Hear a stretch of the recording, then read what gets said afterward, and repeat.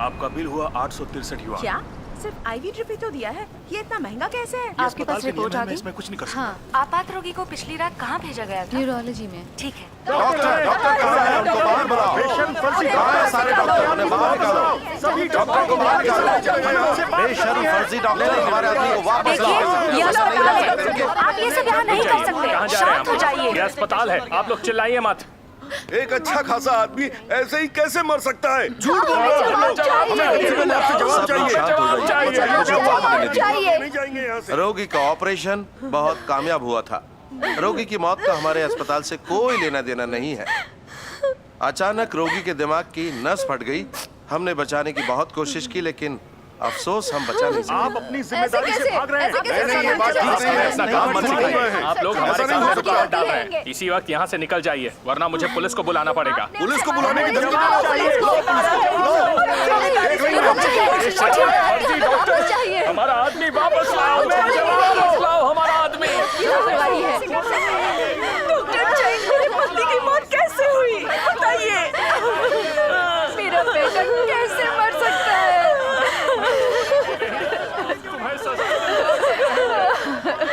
अचानक नस फट गई। हम रोगी की हालत ठीक से समझ नहीं पाए।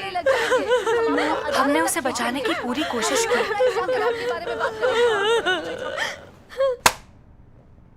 मैंने बहुत पहले तुमसे कहा था, अगर रोगी के घर वाले बहस करें तो हमारे पास रोगी पर जिम्मेदारी डालने के हजारों बहाने हैं, लेकिन तुमने हमारी नहीं सुनी।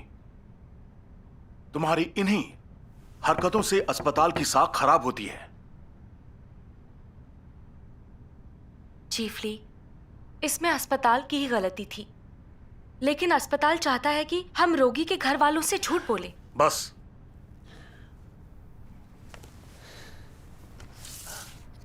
ये अस्पताल के डायरेक्टरों का फैसला है। लेकिन सिर्फ इसीलिए कि मैंने सच बोला?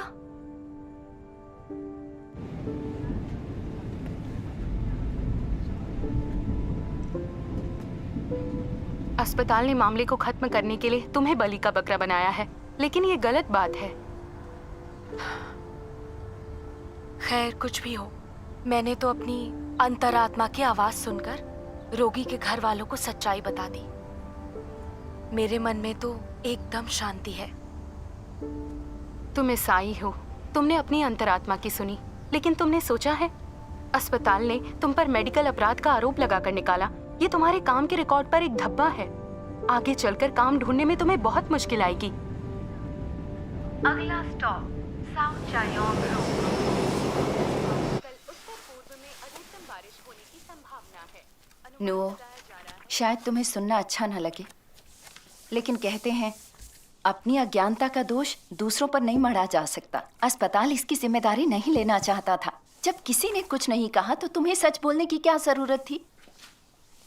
माँ, ऊपर वाला सब देखता है।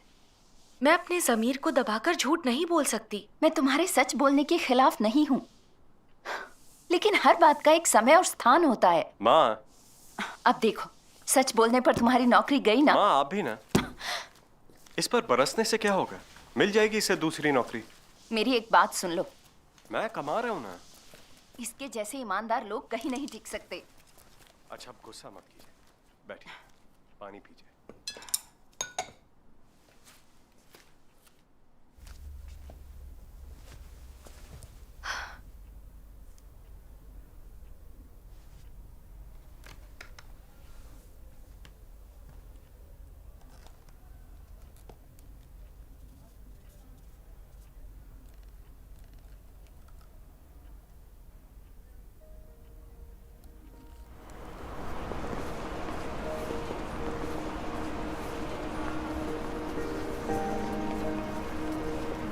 आप MBBS हैं और आपके पास 5 साल का अनुभव भी है। जी हाँ। और आप सिटी अस्पताल में काम करती थी? हम आपको सूचित कर देंगे। आपने कहा आपको अस्पताल से निकाल दिया गया? जी हाँ। मिस चेंग, जरूरत पड़ने पर हम आपसे संपर्क करेंगे। माफ कीजिए, ये पद आपके लिए नहीं है। हम आपको बता देंगे। आई एम सॉरी। आप हमारी कंपनी के लायक नहीं हैं। सॉरी, अब आप जा सकती हैं। ओह,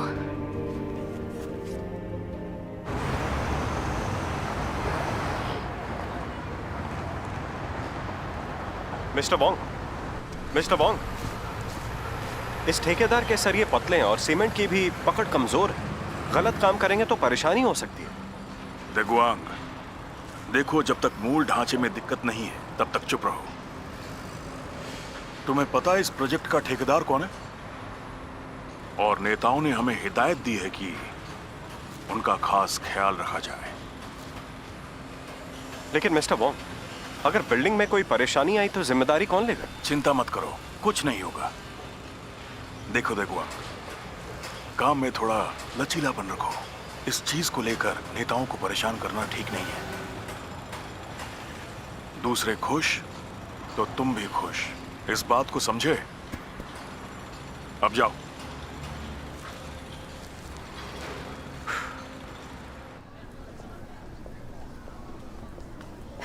तीन महीने हो गए लेकिन उसे अभी तक काम नहीं मिला। अरे कोई बात नहीं, इतनी चिंता मत करो। कैसे चिंता ना करूं? हर महीने 3,000 तो घर की किश्त ही चली जाती है। इतनी ज्यादा? और फिर काई की स्कूल फीस है। ये सब देगुआंग ही भर रहा है।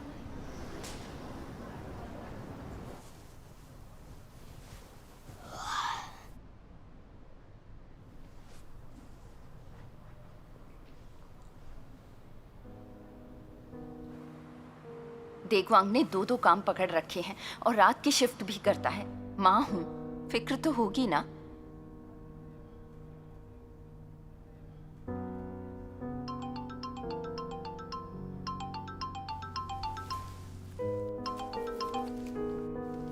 हेलो। हाँ लिविन। हाय चेंगनुओ, शुगुआंग मेडिकल इक्विपमेंट को एक मैनेजर की जरूरत है। बाहर की कंपनी है, तनख्वाह भी अच्छी है। अच्छा मौका है, कोशिश करो।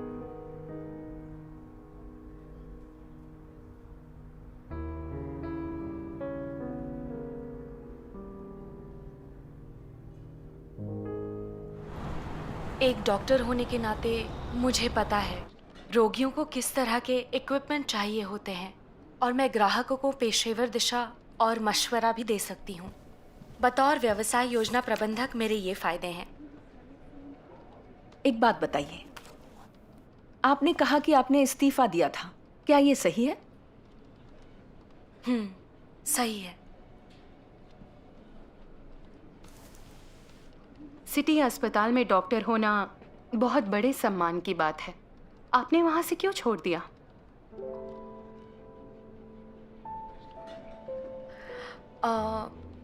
मेडिकल की पढ़ाई के वक्त मुझे लगता था ये एक ईमानदार पेशा है, लेकिन जैसा मैंने सोचा था वैसा बिल्कुल नहीं था। आजकल अस्पताल वाले पहले अपना मुनाफा देखते हैं और डॉक्टर सिर्फ अपना स्वार्थ। अब ना किसी को मौत से बचाया जाता है और ना ही ठीक से इलाज किया जाता है। इसलिए मैंने इस्तीफा दे दिया और मैं किसी ऐसे काम की तलाश में हूं जो मेरे लायक हो।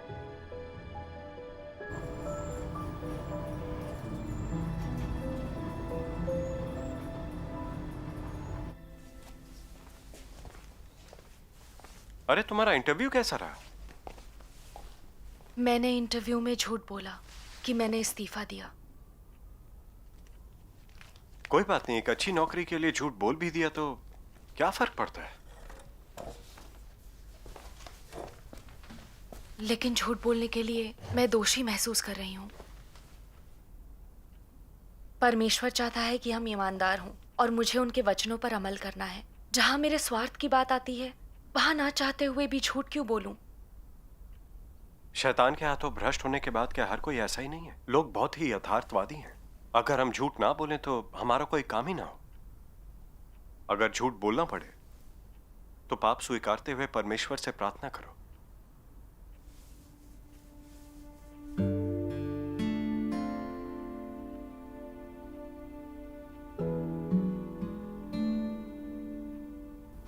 नुओ, ईमानदार इंसान बनने की कोशिश परमेश्वर की इच्छा के मुताबिक ही है। झूठ बोलकर दोषी महसूस करना और बेचैन होना अच्छी बात है। तुम्हें परमेश्वर की शरण में जाकर पाप स्वीकारना चाहिए।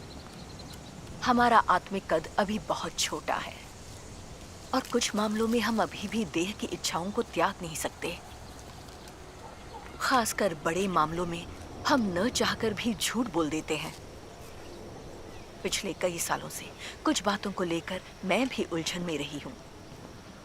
जहां तक ईमानदार इंसान बनने की बात है, शायद परमेश्वर के अनुशासन, न्याय और ताड़ना के बिना कामयाब होना संभव नहीं। तुम मुझसे कहीं ज्यादा अच्छा कर रही हो। तुम तो फिर भी बड़ी बातों के लिए झूठ बोलती हो, पर मैंने तो कई बार झूठ बोला है। खास तौर पर कपड़े बेचने के लिए पता नहीं दिन में कितनी बार झूठ बोलती हूँ।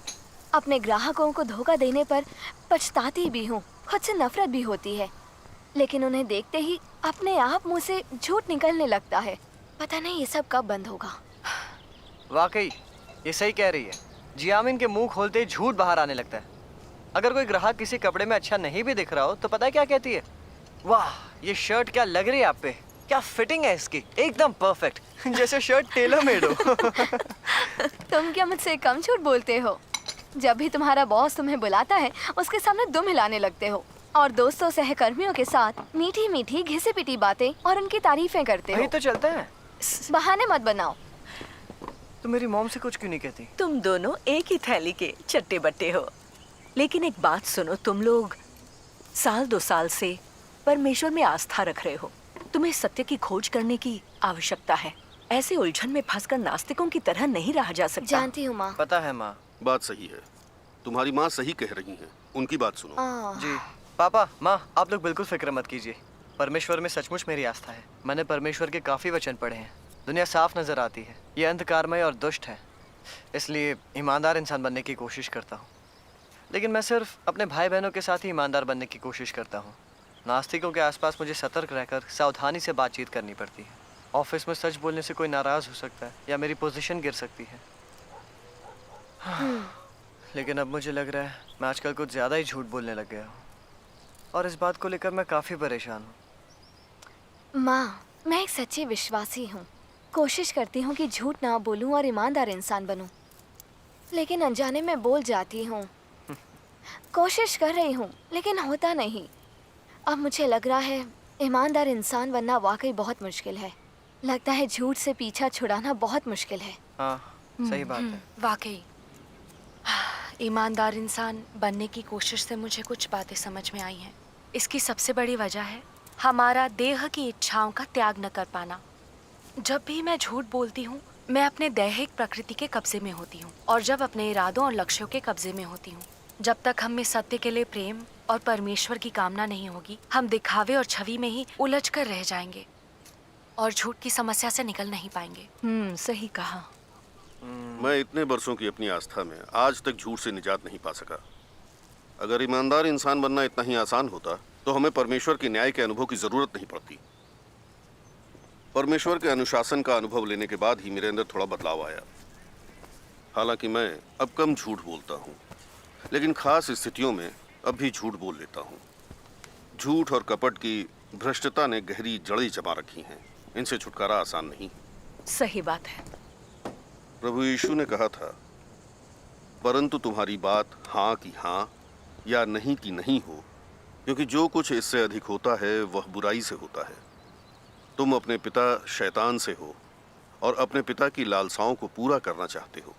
वह तो आरंभ से हत्यारा है और सत्य पर स्थिर न रहा, क्योंकि सत्य उसमें है ही नहीं। जब वह झूठ बोलता है तो अपने स्वभाव ही से बोलता है, क्योंकि वह झूठा है, वरन झूठ का पिता है। मैं परमेश्वर के न्याय और ताड़ना का अनुभव लेने के बाद ही साफ साफ देख पाया कि इंसानियत के अभाव में ही लोग झूठ का सहारा लेते हैं। वो इंसान जो जानबूझकर झूठ बोलता है दुष्ट नहीं है। अगर हम इस सवाल पर गहराई से नहीं सोचेंगे तो झूठ से निजात पाकर ईमानदार इंसान बनना आसान नहीं होगा। सही कहा। झूठ का सार वाकई गंभीर है। पहले मेरे लिए शैतान के मायने आत्माओं की दुनिया में रहने वाली दुष्ट आत्माएं थे। हाँ, मुझे भी यही लगता लेकिन था। अब जान गई कि आकंठ भ्रष्ट इंसान शैतानी स्वभावों से भरा है और अक्सर झूठ बोलता है। इसलिए ये सही है कि हम शैतान के वंशज और जीते जागते हैवान हैं। हालांकि इन शब्दों को समझना मुश्किल है, लेकिन ये सच्चाई है। हाँ, मैं इन बातों को समझ सकती हूँ। पहले मुझे लगता था कि मैं एक अच्छी इंसान हूँ और चूंकि मैं कोई कानून नहीं तोड़ रही, किसी का दिल नहीं दुखा रही, इसलिए थोड़े झूठ से क्या फर्क पड़ता है। लेकिन अब जब परमेश्वर के वचनों के आधार पर आंकती हूँ तो भले ही ये ना लगे कि मैं गलत काम कर रही हूँ, पर ये सच है कि इतने सारे झूठ बोलकर मैं इंसान कहलाने लायक नहीं हूँ। अक्सर झूठ बोलने वाले लोग हैवान होते हैं, और अगर हम पश्चाताप ना करें तो परमेश्वर की आशीषें नहीं पा सकेंगे। सही कहा, पश्चाताप तो करना पड़ेगा। हाँ, तुमने बिल्कुल सही कहा बेटा। अगर हमें ईमानदार इंसान बनना है तो झूठ पर काबू पाना होगा। अगर हम परमेश्वर में विश्वास रखें लेकिन सच्चा पश्चाताप न करें तो स्वर्ग के राज्य में कैसे जाएंगे? प्रभु यीशु ने कहा था, मन फिराओ क्योंकि स्वर्ग का राज्य निकट आया है। मैं तुमसे सच कहता हूँ, जब तक तुम न फिरो और बालकों के समान न बनो, तुम स्वर्ग के राज्य में प्रवेश करने नहीं पाओगे। परमेश्वर के वचन कहते हैं, मेरे राज्य को उन लोगों की जरूरत है जो ईमानदार हैं, पाखंडी और धोखेबाज नहीं हैं। क्या सच्चे और ईमानदार लोग दुनिया में अलोकप्रिय नहीं हैं? मैं ठीक विपरीत हूँ। ईमानदार लोगों का मेरे पास आना स्वीकार्य है। इस तरह के व्यक्ति से मुझे प्रसन्नता होती है, मुझे इस तरह के व्यक्ति की जरूरत भी है। ठीक यही तो मेरी धार्मिकता है। परमेश्वर पवित्र और धार्मिक है, उसे ईमानदार लोग पसंद है। ईमानदार लोग ही परमेश्वर से प्रेम और उनकी आज्ञा का पालन कर सकते हैं। परमेश्वर में इतने बरसों के अपने विश्वास में आखिरकार मैंने समझा, अगर हम विश्वासी हों पर ईमानदार न बन पाए तो परमेश्वर हमें हटा देगा। ईमानदार लोगों में ही सच्चा दया भाव, ज़मीर और विवेक होता है। ऐसे ही इंसान लोगों और परमेश्वर का विश्वास जीत सकते हैं। ईमानदार लोग ही सच्चे इंसान होते हैं, परमेश्वर की प्रतिज्ञाओं को पाने और उसके राज्य में लाए जाने लायक होते हैं। जी। झूठ और कपट में लिप्त धूर्त लोगों से परमेश्वर को घृणा है। अगर ऐसे लोग नहीं बदले तो आखिर में उन्हें नरक में भेजकर दंडित किया जाता है। परमेश्वर लोगों को शुद्ध करने और बचाने के लिए अंत के दिनों में न्याय का कार्य करता है, क्योंकि वह झूठ से भरे और शैतान के हाथों आकंठ भ्रष्ट हुए लोगों को शुद्ध करके बदलना चाहता है। ऐसे ईमानदार इंसान बनाना चाहता है जो परमेश्वर की आज्ञा को माने, ताकि वह उन्हें अपने राज्य में ला सके। यही इंसान के लिए परमेश्वर का सच्चा प्रेम है। हाँ, पहले जब हम प्रभु में विश्वास करते थे तो परमेश्वर के धार्मिक स्वभाव से अनजान थे, इसलिए पादरियों और एल्डरों की बातों पर यकीन कर लेते थे और मानते थे कि चूंकि हम विश्वासी हैं इसलिए हमें क्षमा कर दिया गया है और जब प्रभु आएंगे तो हमें स्वर्ग के राज्य में ले जाया जाएगा। हम भी यही मानते थे कि प्रभु के सभी विश्वासी स्वर्ग के राज्य की प्रजा हैं। ये तो सर्वशक्तिमान परमेश्वर के वचनों को पढ़ने के बाद पता चला कि सच्चाई इससे बिल्कुल अलग है। अंत के दिनों में मसीह के आसन के सामने न्याय का अनुभव किए बिना, अपने शैतानी स्वभाव को शुद्ध किए बिना और एक ईमानदार इंसान की तरह जीवन जिए बिना हम भ्रष्ट इंसान स्वर्ग के राज्य में जाने लायक कतई नहीं हैं। हाँ, सही है। पादरी और एल्डर अंत के दिनों में परमेश्वर द्वारा व्यक्त सत्य को स्वीकार नहीं कर पाते। वे लोग मसीह को नकारने, उसकी निंदा करने जैसा घोर पाप करते हैं। वे सत्य को स्वीकार ही नहीं कर पाते, खुद तो स्वर्ग के राज्य में जा नहीं पाते, दूसरों को भी रोकते हैं। उनकी जबान झूठ से और दिल छल कपट से भरा पड़ा है। ये लोग आधुनिक फरीसी हैं। ये स्वर्ग के राज्य में कैसे जा सकते हैं? अपनी आस्था के साथ हम फरीसियों के नाकाम रास्ते पर कैसे चल सकते हैं? हाँ, तुम सही कह रही हो। स्वर्ग के राज्य में प्रवेश करने के लिए हमें ईमानदार इंसान बनना होगा। ईमानदार लोग ही सच्चा पश्चाताप कर सकते हैं। हम ईमानदार बनकर ही स्वर्ग के राज्य में प्रवेश के हकदार और उसकी प्रजा बन सकते हैं। हाँ, हम लोगों के लिए इस तरह की सहभागिता बहुत फायदेमंद है। सहभागिता के बाद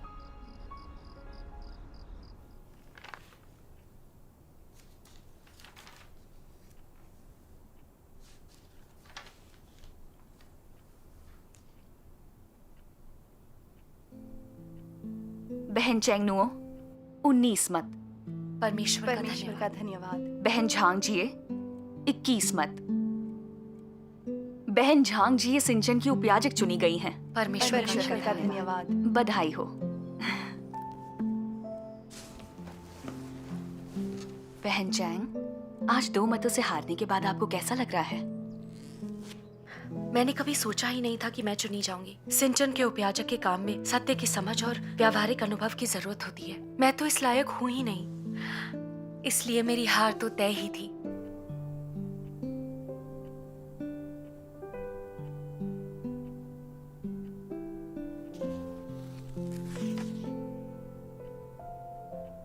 अगर आप मुझे भ्रष्टता उजागर करते देखें तो निसंकोच ध्यान दिलाएं। अपने कर्तव्यों में इससे हमें काफी मदद मिलेगी। इस पर सोचती हूँ। ये कलीसिया की अगुवा है और मैं सिर्फ एक समूह की अगुवा। अगर मैंने सीधे तौर पर इसके दोषों और कमियों पर उंगली उठाई तो क्या मैं अहंकारी नहीं लगूंगी? काफी समय से हम लोगों ने साथ में काम नहीं किया है। वैसे भी आलोचना करने के लिए फिलहाल कुछ है नहीं।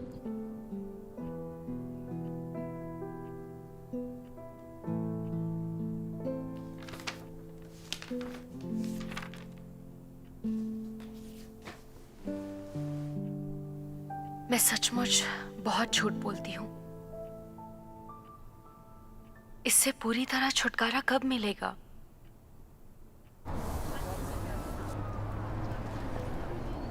सभी लोग इसे गौर से पढ़ना। किसी के पास कोई सूचना हो तो हमसे संपर्क करें। खबर देने वाले को इनाम दिया जाएगा। कलीसियाओं पर पूरी तरह से ये लोग परमेश्वर के विश्वासियों को फिर से गिरफ्तार कर रहे हैं। परमेश्वर के विश्वासियों को मिटा नहीं देती ये सीसीपी चैन। ये बात बिल्कुल सही है। अभी पिछले दिनों एक यीशु का विश्वासी दंपति गिरफ्तार हो गया। अच्छा, उन्हें अपने बच्चे की देखभाल के लिए अभी तक कोई नहीं मिला। कम्युनिस्ट पार्टी वाकई बहुत दुष्ट है। अगर एक बार पकड़े गए तो जेल जा सकते हो। सीसीपी के सत्ता में रहते आम आदमी के लिए कोई सुकून नहीं। अरे नो, माँ, तुम यहाँ क्या कर रही हो? वो कुछ काम था। सुनो, सीसीपी हर जगह विश्वासियों को गिरफ्तार कर रही है और तुम सभा में जा रही हो। ठीक है, मैं अपना ध्यान रखूंगी। वो लोग हमारे घर के बाहर नोटिस लगा रहे हैं। माँ, तो आप घर जाइए ना। अरे बेटा,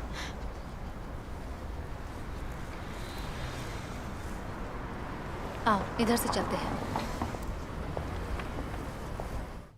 पहले मुझे लगता था मैं बहुत ईमानदार हूँ, लेकिन ध्यान देने पर पता चला कि मैं तो बहुत झूठ बोलती हूँ।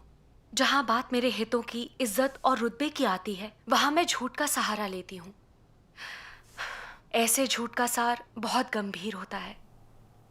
लेकिन गंभीर क्यों? अपने निजी उद्देश्यों के खातिर कोई कैसा भी झूठ बोल सकता है, यानी उस इंसान का सार बेईमान और कपटी है। अगर मैं इस तरह के झूठ बोल सकती हूँ तो मैं कोई भी बेईमानी और चालाकी का काम कर सकती हूँ। मैं कैसे कह सकती हूँ कि मेरे अंदर ज़मीर और विवेक है? अगर मैं झूठ बोलकर अपने ज़मीर को धोखा दूंगी तो मैं स्वर्ग के राज्य में जाने लायक कहाँ रही? बिल्कुल। झूठ से दामन छुड़ाना इतना आसान नहीं है। हाँ। झूठ बोलना और धोखा देना कोई छोटी बात नहीं है। अगर किसी देश का राष्ट्रपति या उच्च अधिकारी झूठ बोलते हैं तो वो कितने लोगों का नुकसान करते हैं। बिल्कुल। सीसीपी ने झूठ और कपट से ही सत्ता हथियाई है। अब झूठ और हिंसा के सहारे शासन कर रही है। हाँ, इतने बरसों के कुशासन में इसने ना जाने कितने झूठ बोले हैं। इसने कितनी पीढ़ियों को भ्रष्ट कर दिया। चीनी लोग सबसे ज्यादा झूठ बोलते और गढ़ते हैं। झूठ बोलना और धोखा देना लोगों की भ्रष्टता की एक ऐसी पहचान है जिसे सब जानते हैं, और ये एक अड़ियल बीमारी है। ये बेहद गंभीर शैतानी स्वभाव सभी लोगों में घर कर गया है। सही है। सही है। मैं अपने कारोबार में अक्सर झूठ बोलती हूँ। जब भी इस पर काबू पाने की कोशिश करती हूँ, कामयाब नहीं होती। जैसे ही मेरा स्वार्थ आड़े आता है, मैं झूठ बोलने लगती हूँ। हाँ, मैंने अपनी शादी से जुड़ी बातों में भी झूठ बोला। मैंने ये घर खरीदने के लिए कर्जा लिया था, पर इसे अपनी कमाई का बताया। अगर मैंने सच बोला होता तो इसके घर वाले तैयार नहीं होते। ऐसा लगता है कि समझदारी हम सब में है, लेकिन झूठ और कपट से छुटकारा कैसे पाएं?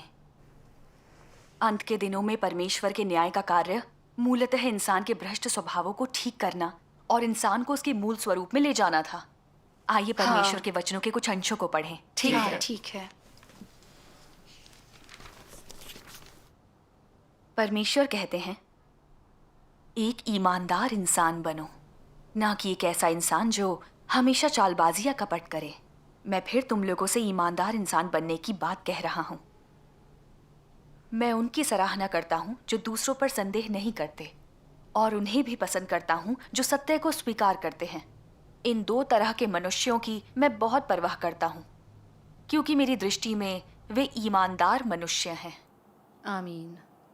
अब मैं पढ़ती हूँ। ठीक है।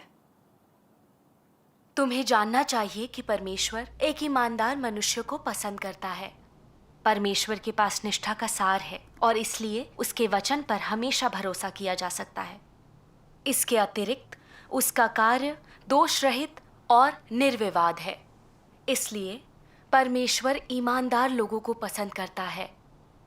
ईमानदारी का अर्थ है अपना हृदय परमेश्वर को अर्पित करना, किसी भी चीज में उससे ढकोसला नहीं करना, सभी चीजों में उसके प्रति निष्कपट होना, सत्य को कभी भी नहीं छुपाना और कभी किसी को धोखा नहीं देना और कभी भी परमेश्वर की चापलूसी नहीं करना।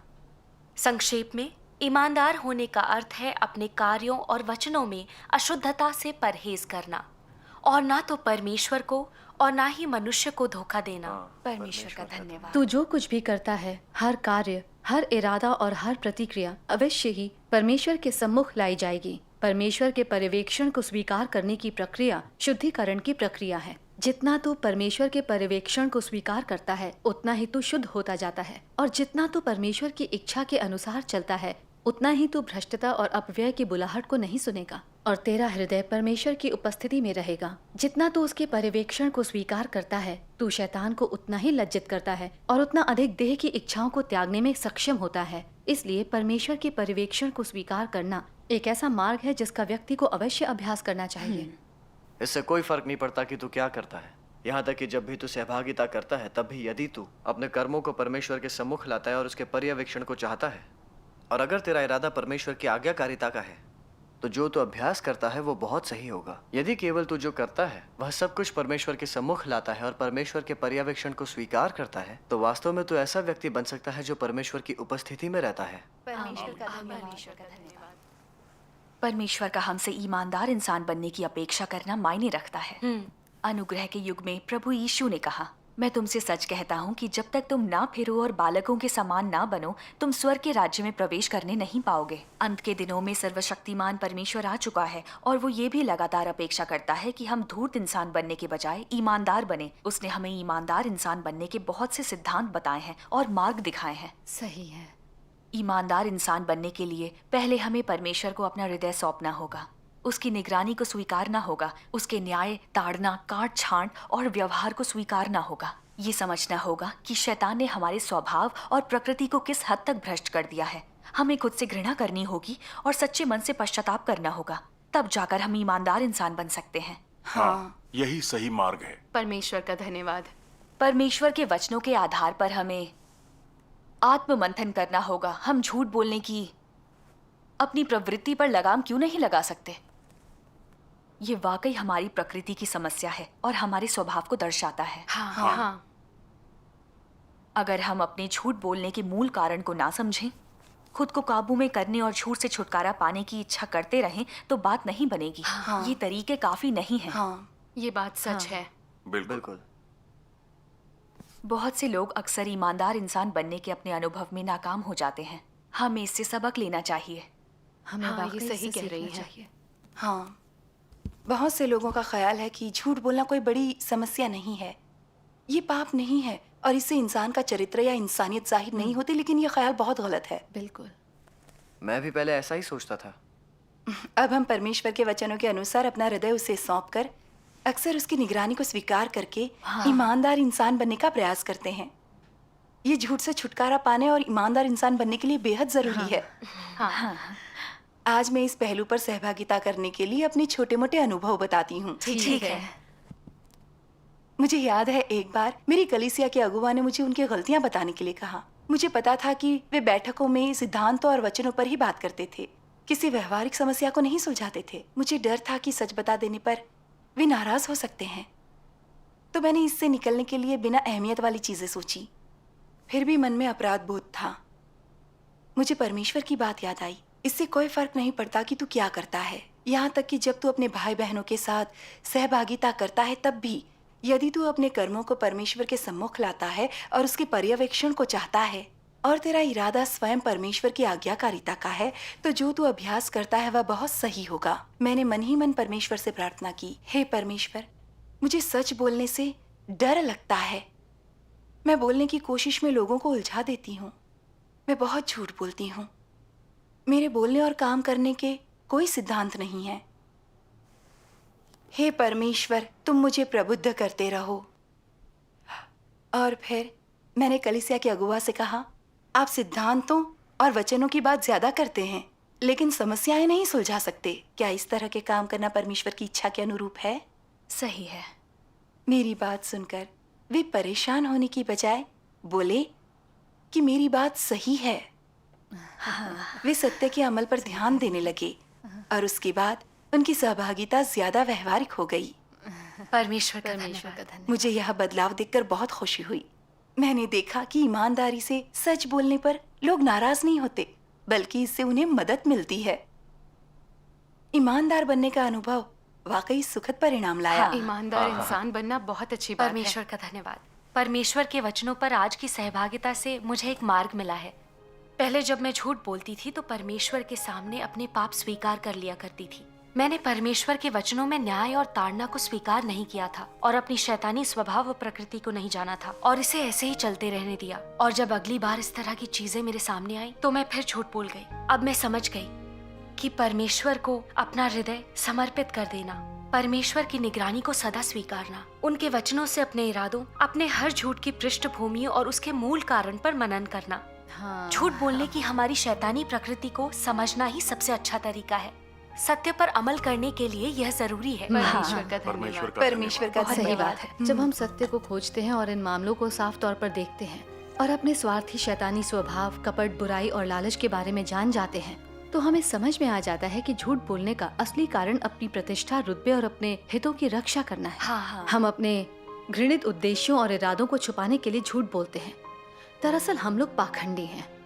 हाँ, ये बात सही है। झूठ बोलना घृणित और लज्जाजनक है। हाँ, जब हम झूठ के सार को इस हद तक समझ जाते हैं तो हम खुद से घृणा कर पाते हैं और झूठ बोलने से नफरत करते हैं। जब ऐसी बातें होती हैं तो हम झूठ को नकार देने का अभ्यास कर पाते हैं। परमेश्वर का धन्यवाद। इस सहभागिता से मुझ में भी थोड़ी समझ आ गई है। परमेश्वर का धन्यवाद। डैडी, दादी, मामा आ गया। ओ, काई आ गया। हाँ माँ, यहाँ पे। अरे हिलो मत ना। क्या हुआ तुम्हें? वही पुरानी तकलीफ और कुछ नहीं। क्या कुछ नहीं? दिन भर काम करता है, घर पर भी काम में ही लगा रहता है। शरीर को भी थोड़ा आराम चाहिए या नहीं? माँ, अब मैं ठीक हूँ। ये सब कब तक चलेगा? डैडी, लाओ मैं मसाज कर दूं। अच्छा। देगवांग, अब से कोई अर्जेंट काम नहीं लेना। फिक्र मत करो।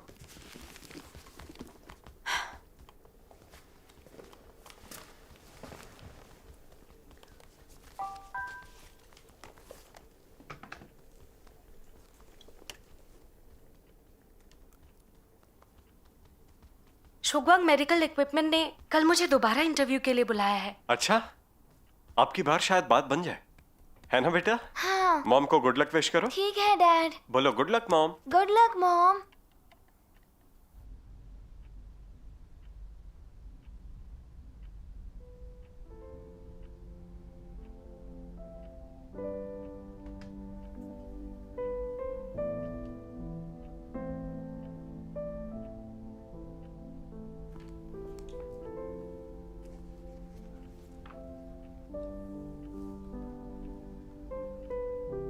यदि आप चाहते हैं कि दूसरे आप पर विश्वास करें तो पहले आपको ईमानदार बनना होगा। ईमानदार होने के लिए जरूरी है कि आप अपना दिल खोल कर रख दें ताकि हर कोई उसे देख सके, आपके विचारों को समझ सके और आपका असली चेहरा देख सके। आप बहाने बनाने या खुद को छिपाने का प्रयास ना करें। लोग तभी आप पर विश्वास करेंगे और आपको ईमानदार मानेंगे। यह ईमानदार होने का सबसे मूल अभ्यास और ईमानदार होने की शर्त है। एक सामान्य इंसान की तरह व्यवहार करना सुसंगति से बोलना है। हाँ का अर्थ हाँ, नहीं का अर्थ नहीं है। तथ्यों के प्रति सच्चे रहो और उचित तरीके से बोलो। कपट मत करो, झूठ मत बोलो।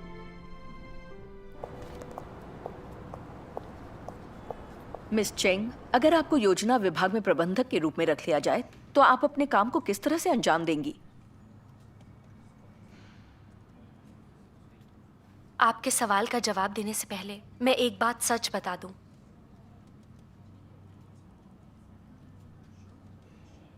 अपने पिछले जॉब में मुझे अस्पताल से निकाल दिया गया था। अपने पहले इंटरव्यू में मैंने आपको ये बात नहीं बताई थी। मैंने कहा था कि मैंने जॉब छोड़ा है।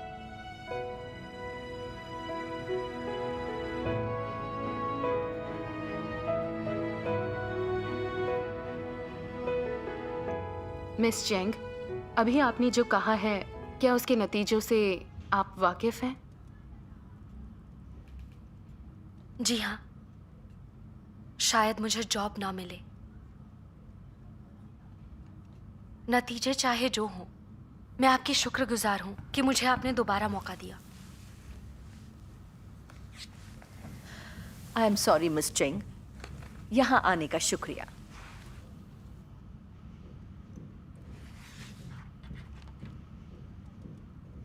जी, good bye. Good bye.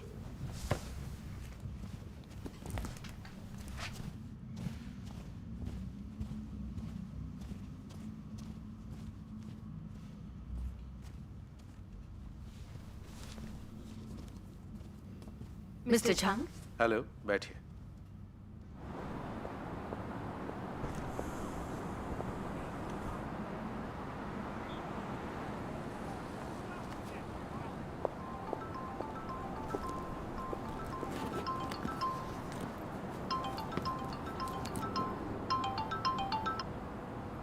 Hello. ओह,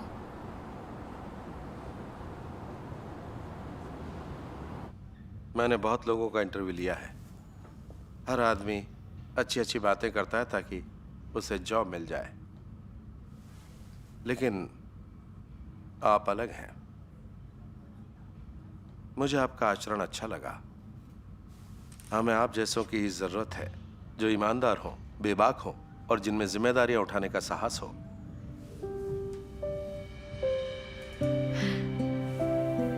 शुक्रिया। इस परिवार में आपका स्वागत है। शुक्रिया। स्वागत है।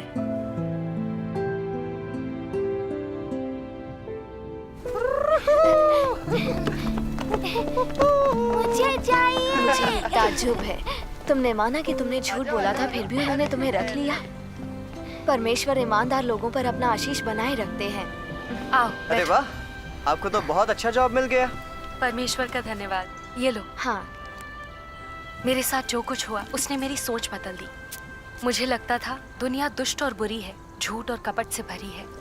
सच बोलना और ईमानदारी कोई मायने नहीं रखते। लेकिन इस अनुभव के बाद मैं समझ गई कि उस तरह के ख्याल बिल्कुल भी ठीक नहीं है। हर कोई अपनी चिंता करे और बाकियों को शैतान ले जाए, और इंसान झूठ के बिना कुछ हासिल नहीं कर सकता जैसी बातें सिर्फ भ्रांतियां और झूठ हैं, जिन्हें शैतान लोगों को धोखा देने और भ्रष्ट करने के लिए इस्तेमाल करता है। ऐसी बातों के सहारे जीने वाले लोग स्वार्थी होते हैं और उनमें जरा सी भी इंसानियत नहीं रहती। सच्चाई के रास्ते पर चलना ही सामान्य मानवता है, जो आपको सुरक्षा और सुकून देती है, परमेश्वर का अनुग्रह और आशीष देती है।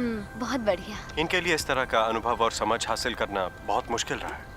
मुझ में तो आत्मविश्वास है ही नहीं। फिर तो हमें मेहनत करके इन बातों को अपनाना चाहिए। सही बात है। अरे क्यों ना परमेश्वर के वचनों का एक अंश साथ में पढ़े? ठीक है।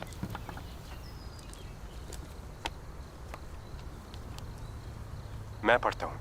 ठीक है, ये रहा।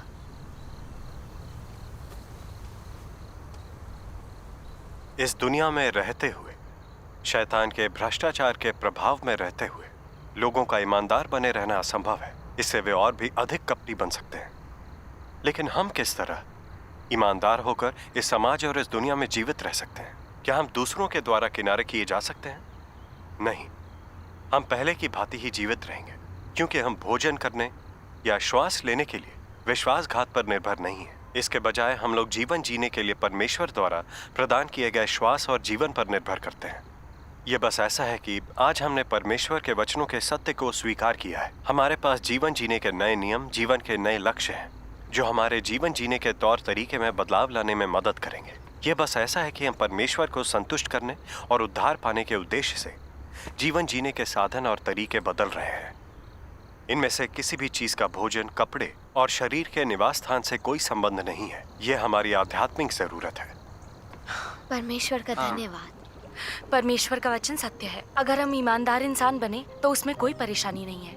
हम फिर भी इस दुनिया में गुजारा कर सकते हैं, क्योंकि हर चीज का सृष्टिकर्ता और मूल स्रोत परमेश्वर है। परमेश्वर ही इंसान को पोषण देता है और हर एक की नियति पर शासन करता है।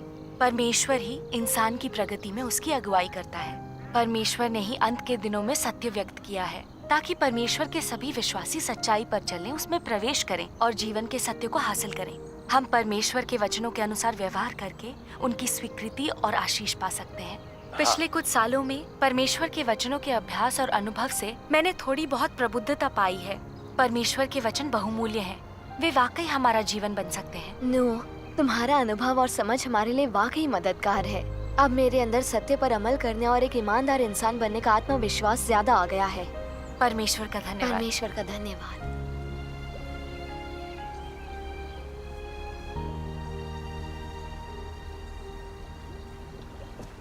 अंकल ये मेरे साथ फुटबॉल खेल चलो चलो खेलते हैं।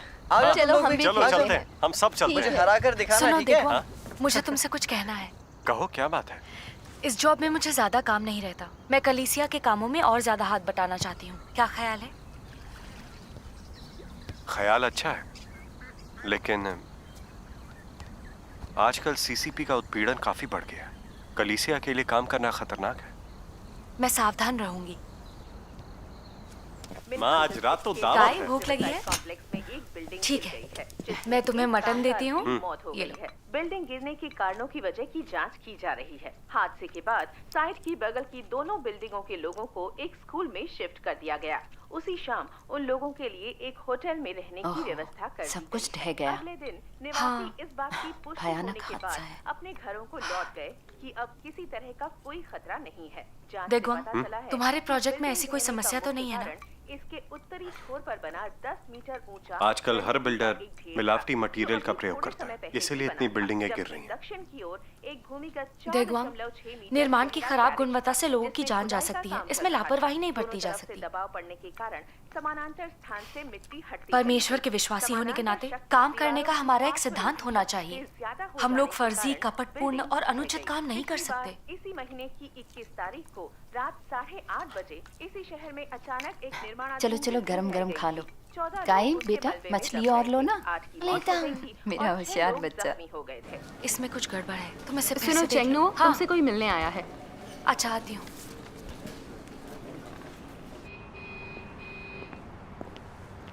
अरे बहन जान, आइए इधर चलकर बात करते हैं। बहन चैंग, एक समस्या है। बहन फांग को गिरफ्तार कर लिया गया। क्या? ये कब हुआ? पिछली रात वो बहन सॉन्ग के साथ कलीसिया के बारे में बात कर रही थी कि तभी किसी ने पुलिस को खबर कर दी। बहन सॉन्ग का क्या हुआ? वो बचकर भाग निकली। कलीसिया ने उन्हें कहीं छुपा दिया है। अब कलीसिया के काम का क्या होगा? मैं उसी बारे में आपसे बात करने आई हूँ। हम दोनों कलीसिया के मामलों से परिचित हैं। आप चाहें तो हम दोनों कलीसिया के काम को कर सकते हैं। दरअसल मैं भी यही सोच रही थी। पहले तो हमें हर भाई बहन को किसी भी खतरे से बचाना होगा। बिल्कुल, चलिए।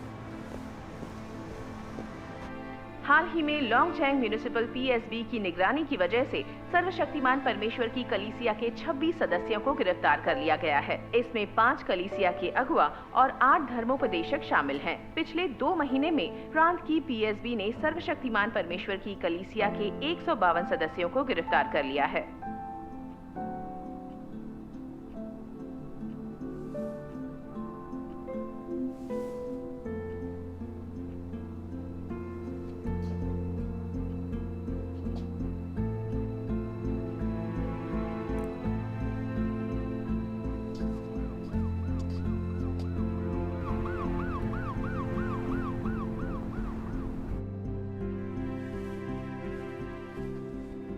इतनी देर हो गई, कहाँ है वो? सीसीपी परमेश्वर के विश्वासियों को गिरफ्तार कर रही है और वो है कि अब भी बैठकों में जा रही है। अगर गिरफ्तार हो गई तो वो लोग बुरी तरह से पेश आएंगे और घर के बाकी सदस्यों को भी भुगतना पड़ेगा। जाओ ढूंढो उसे।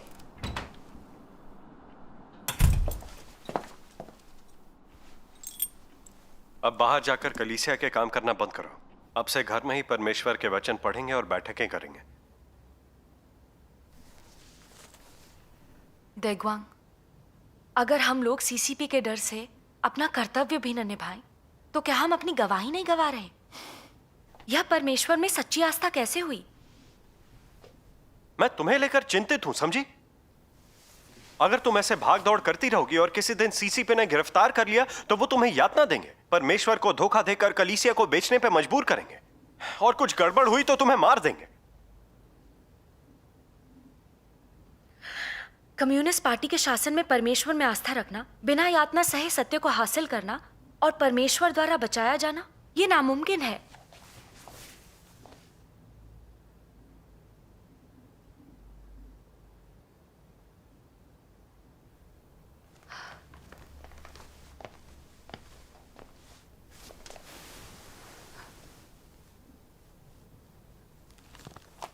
प्रभु यीशु ने कहा था, क्योंकि जो कोई अपना प्राण बचाना चाहे वह उसे खोएगा, और जो कोई मेरे लिए अपना प्राण खोएगा वह उसे पाएगा। क्या तुम वो बात भूल गए?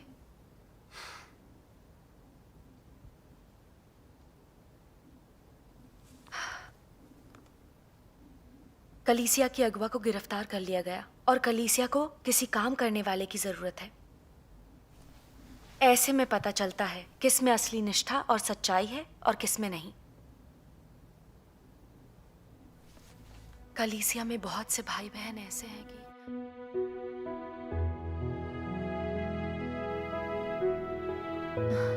ऐसे मुश्किल हालात में हमें परमेश्वर में सबसे अधिक निष्ठा होनी चाहिए। कोई भी ताकत परमेश्वर के सुसमाचार के कार्य को नहीं रोक सकती।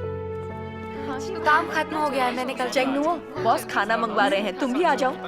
आज नहीं, मुझे कुछ काम है। हमारा काम हो गया। ईमानदार इंसान बनने के लिए परमेश्वर के न्याय, ताड़ना, परीक्षण और शुद्धिकरण की जरूरत होती है। तभी हम अपने शैतानी स्वभाव से बचकर एक सच्चे इंसान का जीवन जी सकते हैं। रुको, कहाँ जा रहे हो? रुक जाओ, रुक जाओ।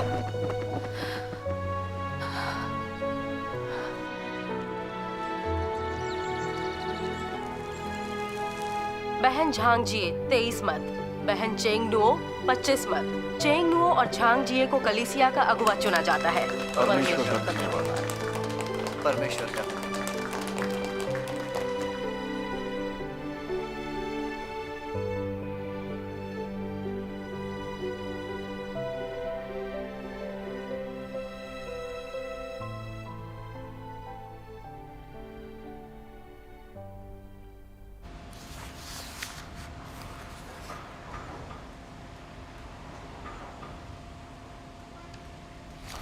मिस्टर लियो, एक समस्या आ गई है। फ्लोर सपोर्ट बीम में दरारें देखी गई हैं। किस फ्लोर पे? 8वें फ्लोर पर। चलो देखते हैं। कहाँ पर है? कौन सी जगह पर है? एक वहां पर है, वहां पर और वहां। यहाँ, यहाँ और यहाँ। 3 जगहों पर ना? अभी तो 3 का ही पता चला है। चलो देखते हैं। इसे ठीक कैसे करें? कल ही इसे हैंड ओवर करना है। कल नहीं कर सकते, मुमकिन है क्या? भाई जान, क्या इसे ठीक कर सकते हैं? हाँ।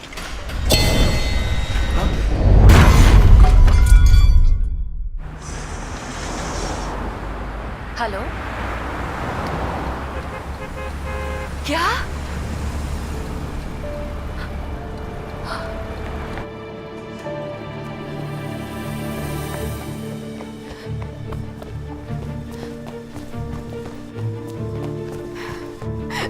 वो मेरा इकलौता बेटा है।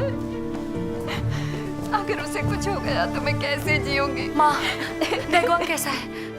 उनके सिर में चोट आई है, उन्हें डिलेड हैमरेज हो सकता है। अगर कोई गंभीर बात हुई तो उनकी जान को भी खतरा हो सकता है। ऐसा कैसे हो गया? नुओ, तुम दोनों परमेश्वर में विश्वास करते हो ना? तुम्हारे परमेश्वर ने देगवांग की रक्षा क्यों नहीं की? आंटी, रोइए मत। वर्क साइट पर ऊपर से अचानक क्रेन से सामान गिर गया। एक व्यक्ति की मौत तो साइट पर ही हो गई। आपके पति की किस्मत अच्छी थी कि उनकी जान बच गई। वांगलिंग, मुझे उनके पास ले चलो।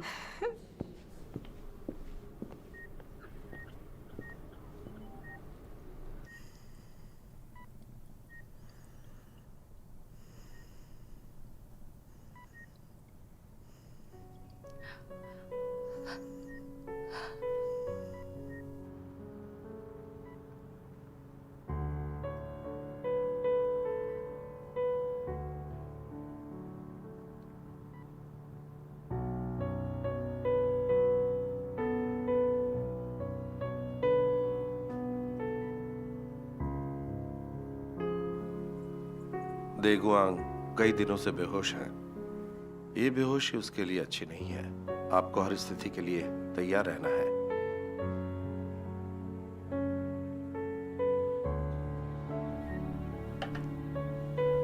बेटा नुओ, तुम कुछ खा लो। पापा, मैं नहीं खा पाऊंगी। मेरी बच्ची ने हमेशा मुसीबतें झेली। नो बेटा, थोड़ी देर के लिए बाहर चलते हैं।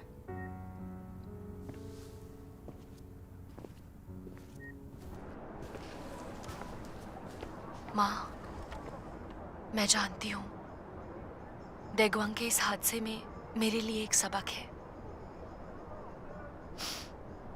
लेकिन मैं इसे समझ नहीं पा रही। कलीसिया के काम के लिए मैं गिरफ्तार होने का खतरा उठा रही हूँ। परमेश्वर के लिए दिन रात काम कर रही हूँ, कष्ट उठा रही हूँ, खुद को खपा रही हूँ। फिर देगवांग के साथ ऐसा कैसे हो सकता है?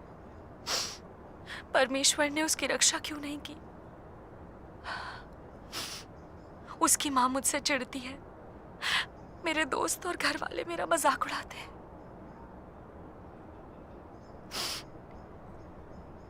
मैं टूट गई हूँ, अब कलीसिया के लिए काम नहीं करना चाहती।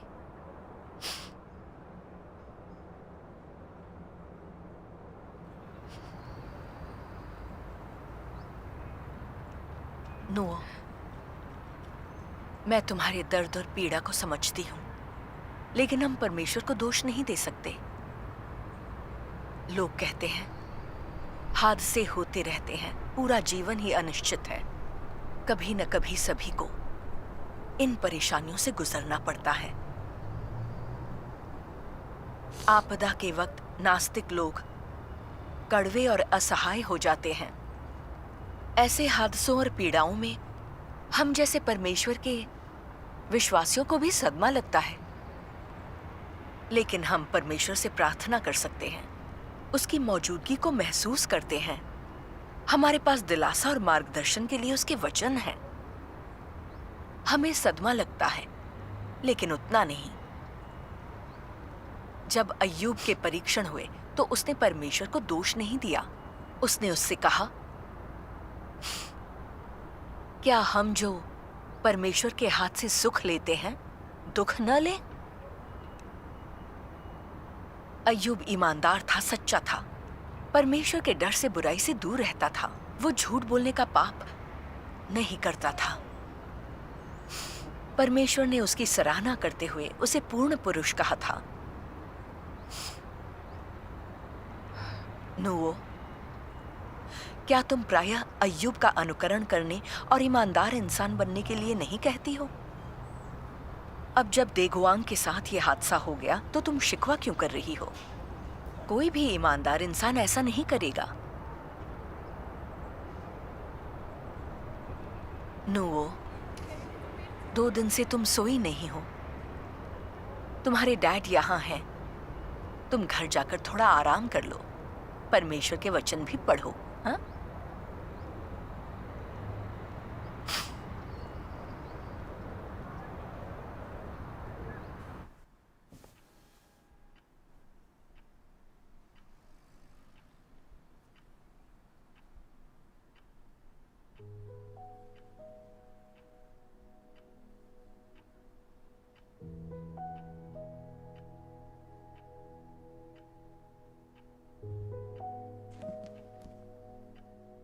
कितने लोग केवल इसलिए मुझ पर विश्वास करते हैं कि मैं उनको चंगा करूंगा।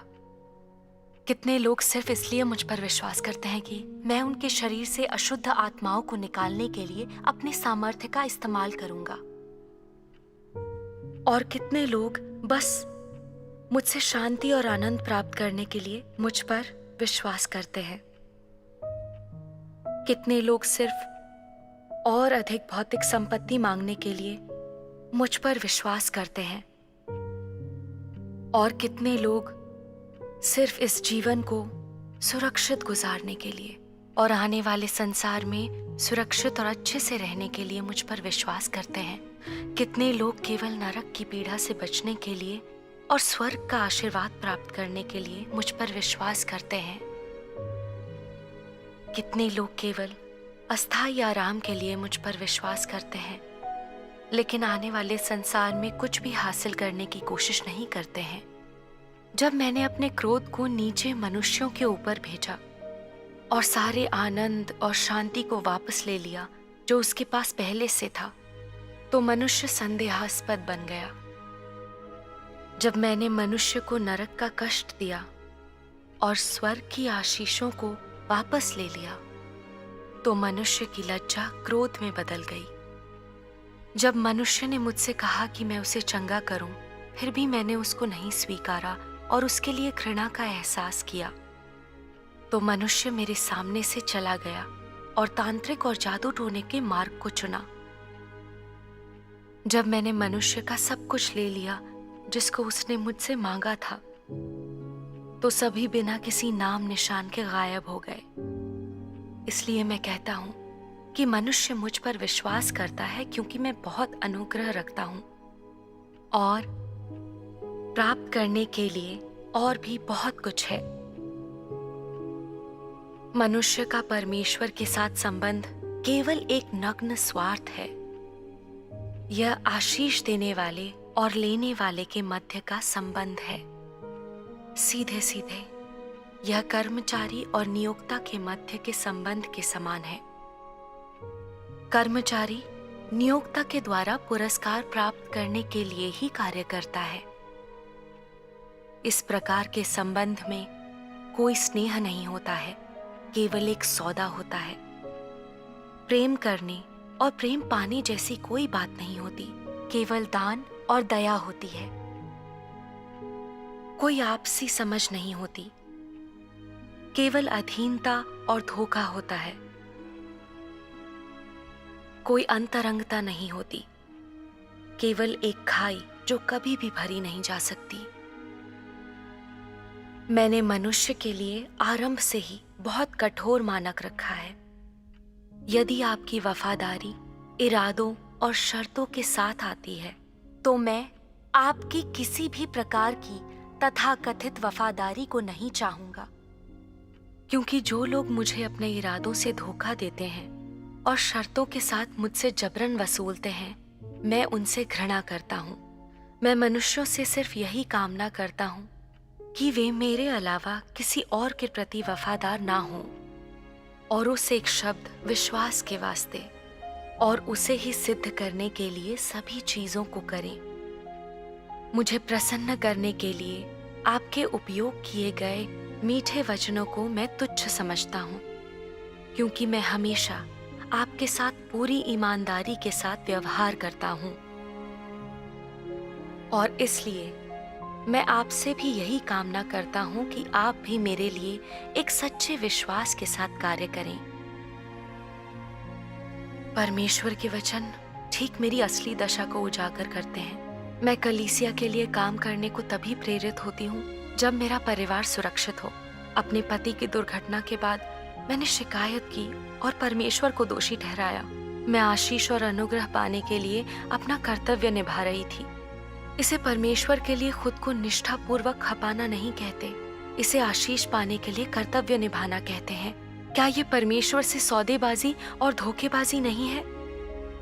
ईमानदार इंसान होने के मायने ये नहीं है। ये बात मुझे पहले क्यों नहीं समझ आई?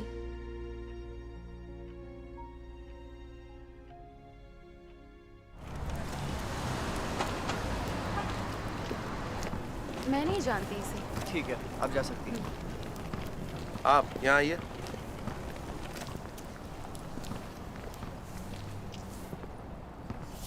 आप इसे पहचानती हैं?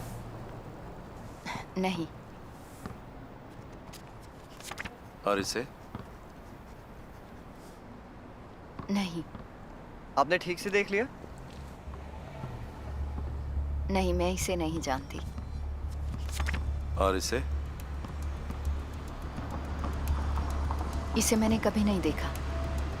आप वाकई से नहीं जानती? मैंने इसे कभी नहीं देखा। सुनिए, आप रुकिए, यहाँ आइए जरा। अगर इसे कहीं देखें तो खबर करें, इनाम मिलेगा। अच्छा ठीक है। सुनिए, इधर आइए। क्या आपने इसे कहीं देखा है? सुनिए, इधर आइए। ठीक है, आप जा सकती हैं। क्या आप इसे जानती हैं? नहीं। और इसे? एक्सक्यूज मी, पहचान सी लग रही है। ध्यान से देखिए। ये तो डॉक्टर चेंग है। कहाँ रहती है ये? उसकी सांस अभी तो यहाँ से गई है। देखिए, उसका पीछा करो। ड्राइवर, सिटी अस्पताल। ठीक है।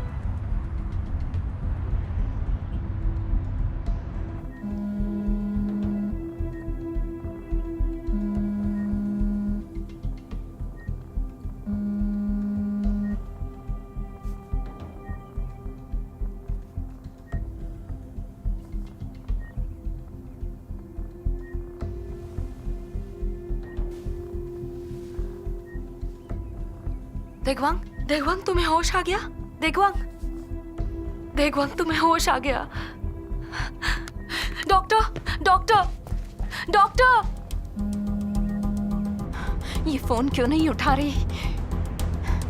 ड्राइवर, और तेज।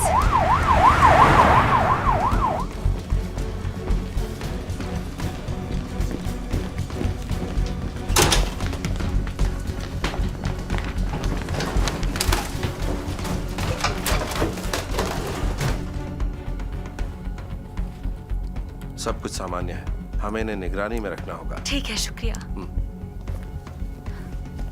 अच्छा हुआ इन्हें होश आ गया। आप इनके साथ रहिए। ठीक है।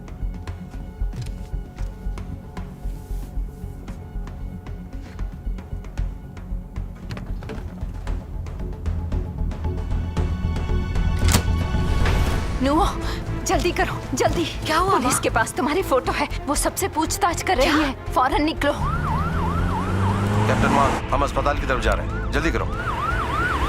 अच्छे बच्चे की तरह दादी माँ की बात मानना। बेटा, मॉम को जाने दो।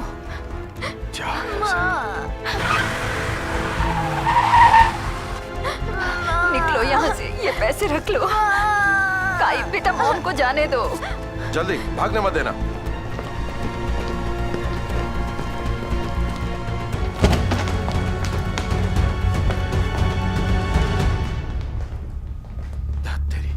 चेंग नुओ कहाँ है?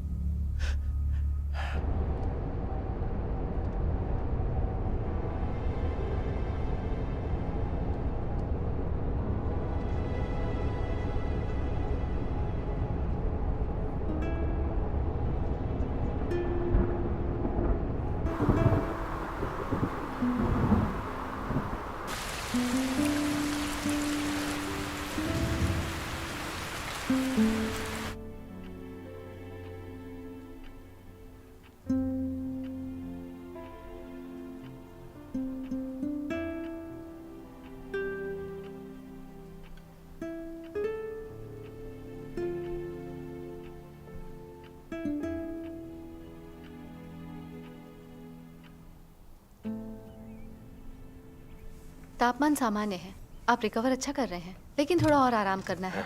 जी, समझ शुक्रिया।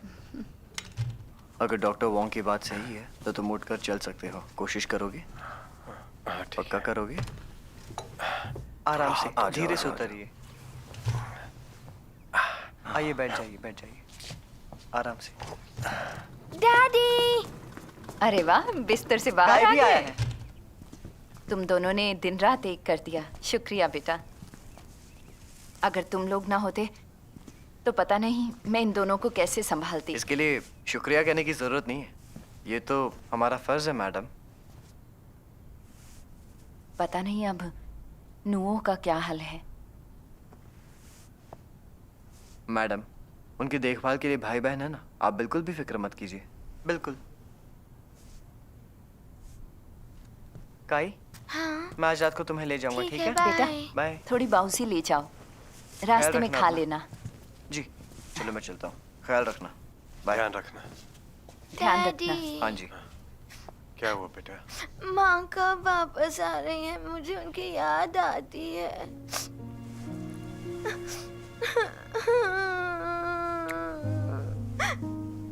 माँ। मम्मी जल्दी वापस आ जाएगी, ठीक है?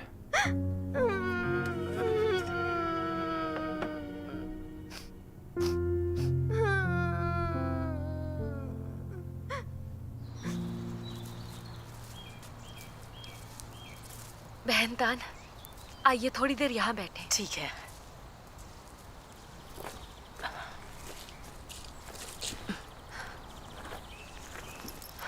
बहन चैंग, क्या तुम अब बेहतर स्थिति में हो? परमेश्वर का धन्यवाद। मैंने परमेश्वर के कुछ वचन पढ़े। भाई बहनों की सहभागिता और सहयोग से अब मैं बेहतर हालात में हूँ। मेरे पति की दुर्घटना और मुझे गिरफ्तार करने की सीसीपी की कोशिश ने मेरे असली कद और भ्रष्ट स्वभाव को पूरी तरह से उजागर कर दिया है। ये लीजिए। शुक्रिया। मेरी निष्ठा वाकई बहुत कम है। जब तक परमेश्वर मेरे परिवार को सुरक्षित रखता रहा, मैं उसकी शुक्रगुजार रही। काम में मेरा जोश बना रहा। लेकिन जैसे ही परीक्षा हुई, मैंने उससे बहस की और उसकी शिकायत की। मैं निराश और कमजोर हो गई। किसी काम में उत्साह नहीं रहा। मेरे अंदर सच्चे आज्ञा पालन का अभाव है। परीक्षण और शुद्धिकरण का अनुभव करना और अपनी भ्रष्टता और कमियों को देखना ही बहुत बड़ी उपलब्धि है। प्रार्थना और चिंतन के जरिए मुझे एहसास हुआ कि मेरा खुद को खपाना परमेश्वर का आज्ञा पालन बिल्कुल नहीं था और मैं एक सृजित प्राणी का कर्तव्य नहीं निभा रही थी। मैं परमेश्वर की आशीषों से अपनी तकलीफों और काम का सौदा करके स्वर्ग के राज्य में हिस्सा पाने की कोशिश कर रही थी। क्या मैं परमेश्वर से सौदा करने की कोशिश नहीं कर रही थी? क्या यह परमेश्वर को धोखा देकर अपने लक्ष्यों के लिए उनका इस्तेमाल करना नहीं हुआ? मुझे लगा पिछले कुछ सालों से मैं एक ईमानदार इंसान बनने की कोशिश कर रही हूँ। हालांकि मैं अब कम झूठ बोलती हूँ, लोगों से कपट और धोखा भी कम करती हूँ, फिर भी परमेश्वर से सौदेबाजी करती हूँ। क्या यह ज्यादा गंभीर कपट और धोखा नहीं है? मैं बिल्कुल भी ईमानदार इंसान नहीं हूँ। आओ चलते चलते बात करते हैं।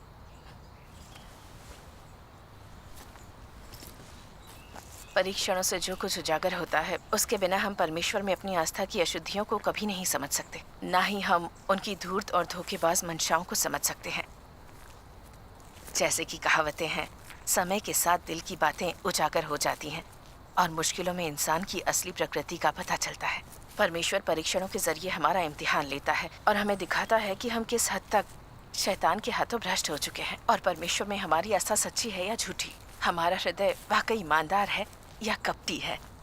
हमें खुद को जानने और ईमानदार इंसान बनने की कोशिश के लिए ये बेहद जरूरी है। सही बात है। बहन सोंग, अंदर आइए। सब लोग यही हैं? हेलो बहन सोंग। बहन सोंग। बहन चैंग, आपको यहाँ देखकर मुझे आश्चर्य हो रहा है। हाँ, आपको देखे हुए साल भर से ऊपर आइए हो गया। बैठते हैं। अभी कुछ दिन पहले ही मुझे पता चला कि आप भी इसी इलाके में हैं। एक ईमानदार इंसान होने का अनुभव और ज्ञान ही इस अवधि की मेरी सबसे बड़ी उपलब्धि है। इस अनुभव से खास तौर से मुझे ये बात समझ में आई है कि एक ईमानदार इंसान बनने के लिए झूठ बोलना छोड़ने के अलावा हमें अपने मन से कपट और धोखे को भी निकालना पड़ेगा। हाँ। जब हम अपने मन से कपट को निकाल देते हैं तो फिर हम परमेश्वर से धोखा या सौदेबाजी करने की कोशिश नहीं करते। हम सच्चे मन से उनकी आज्ञा पालन और आराधना कर सकते हैं। फिर हम लोगों से झूठ नहीं बोलते। हम उसी तरह सोचते और काम करते हैं। हम लोगों को भी वैसे ही प्यार करते हैं जैसे खुद को करते हैं। एक ईमानदार और सच्चा इंसान होने का यही पैमाना है। हाँ।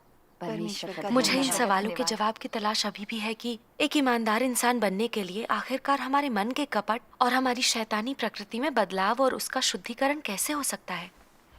हाँ बहन चैंग, ये बहुत ही अच्छा सवाल है। एक ईमानदार इंसान बनने के लिए हमें ना सिर्फ झूठ से छुटकारा पाना होगा, बल्कि अपने मन से कपट को भी निकालना होगा। लेकिन ऐसा करना बहुत मुश्किल है। हाँ, ज़बानी झूठ को तो पहचाना जा सकता है, लेकिन मन के कपट और धोखे को देख पाना इतना आसान नहीं है। बाइबल में लिखा है, मन तो सब वस्तुओं से अधिक धोखा देने वाला होता है। शैतान के हाथों इंसान की भ्रष्टता हमारे मन की भ्रष्टता है। हमारे मन का शैतानी जहर ही हमारी प्रकृति को शैतानी बनाता है। यही हमारे कपट और धोखे का मूल कारण है। परमेश्वर के वचनों के न्याय और तथ्यों के प्रकाशन के बिना कोई आसानी से नहीं जान पाएगा कि झूठ और कपट का मूल कारण हमारी शैतानी प्रकृति में छिपा है। लोग धूर्त और कपटी क्यों होते हैं?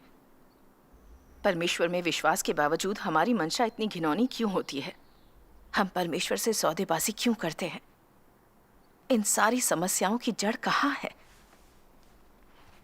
पहले परमेश्वर के वचनों के पाठों के कुछ वीडियो देखते हैं। ठीक है। मनुष्य का भ्रष्ट स्वभाव शैतान के द्वारा उसे जहर देने और रौंदे जाने के कारण उपजा है। उस प्रबल नुकसान से जिसे शैतान ने उसकी सोच, नैतिकता, अंतर्दृष्टि और समझ को पहुंचाया है। ऐसा इसलिए है क्योंकि मनुष्य की मौलिक चीजें शैतान के द्वारा भ्रष्ट कर दी गई हैं और पूरी तरह से उसके विपरीत हैं, जैसा परमेश्वर ने मूल रूप से इंसान को बनाया था कि मनुष्य परमेश्वर का विरोध करता है और सत्य को नहीं समझता। कई सालों से जिन विचारों पर लोगों ने अपने अस्तित्व के लिए भरोसा रखा था, वे उनके हृदयों को इस हद तक दूषित कर रहे हैं कि वे विश्वासघाती, डरपोक और नीच हो गए हैं। न केवल उनमें इच्छा शक्ति और संकल्प का अभाव है, बल्कि वे लालची, अभिमानी और स्वेच्छाचारी भी बन गए हैं। उनमें ऐसे किसी भी संकल्प का सर्वथा अभाव है जो स्वयं को ऊंचा उठाता हो, और इससे भी ज्यादा उनमें इन अंधेरे प्रभावों की बाध्यताओं से पीछा छुड़ाने की लेश मात्र भी हिम्मत नहीं है। लोगों के विचार और जीवन सड़े हुए हैं। परमेश्वर पर विश्वास करने के बारे में उनके दृष्टिकोण अभी भी असहनीय रूप से कुरूप है, और यहाँ तक कि जब लोग परमेश्वर में विश्वास के बारे में अपने दृष्टिकोण की बात करते हैं तो इसे सुनना मात्र ही असहनीय है। सभी लोग कायर, अक्षम, नीच और दुर्बल हैं। वे अंधेरे की शक्तियों से घृणा महसूस नहीं करते हैं। वे प्रकाश और सत्य के लिए प्यार महसूस नहीं करते हैं। इसके बजाय वे उन्हें बाहर निकालने का अधिकतम प्रयास करते हैं। अतीत में जब परमेश्वर के वचन लोगों की जिंदगी नहीं बने थे, तो यह शैतान की प्रकृति थी जो उनके भीतर नियंत्रण करती थी और हावी हो गई थी। कौन सी विशिष्ट चीजें उस प्रकृति के भीतर थीं? यह मुख्य रूप से अंदर मौजूद शैतान के जहर की वजह से है। शैतान का जहर क्या है, इसे वचनों से पूरी तरह से व्यक्त किया जा सकता है। उदाहरण के लिए, यदि तू कुछ दुर्जनों से पूछता है तुम ऐसा क्यों करते हो, तो वे जवाब देंगे, हर कोई बस अपनी परवाह करे और शैतान बाकियों को ले जाए। यह एक वाक्यांश समस्या के मूल को अभिव्यक्त करता है। शैतान का तर्क लोगों का जीवन बन गया है, और इस बात से फर्क नहीं पड़ता कि वे क्या करते हैं, चाहे वह किसी भी उद्देश्य से हो, वे इसे केवल स्वयं के लिए कर रहे हैं। सभी लोग सोचते हैं कि हर कोई बस अपनी परवाह करे और शैतान बाकियों को ले जाए। यही इंसान का जीवन और दर्शन है। यही इंसान की प्रकृति को भी दर्शाता है। हर कोई बस अपनी परवाह करे और शैतान बाकियों को ले जाए। शैतान का यह कथन वास्तव में इसका जहर है, और जब मनुष्य इसे अंदर समाविष्ट कर लेता है तो यह मनुष्य की प्रकृति बन जाता है। इस कथन के माध्यम से शैतान की प्रकृति उजागर होती है।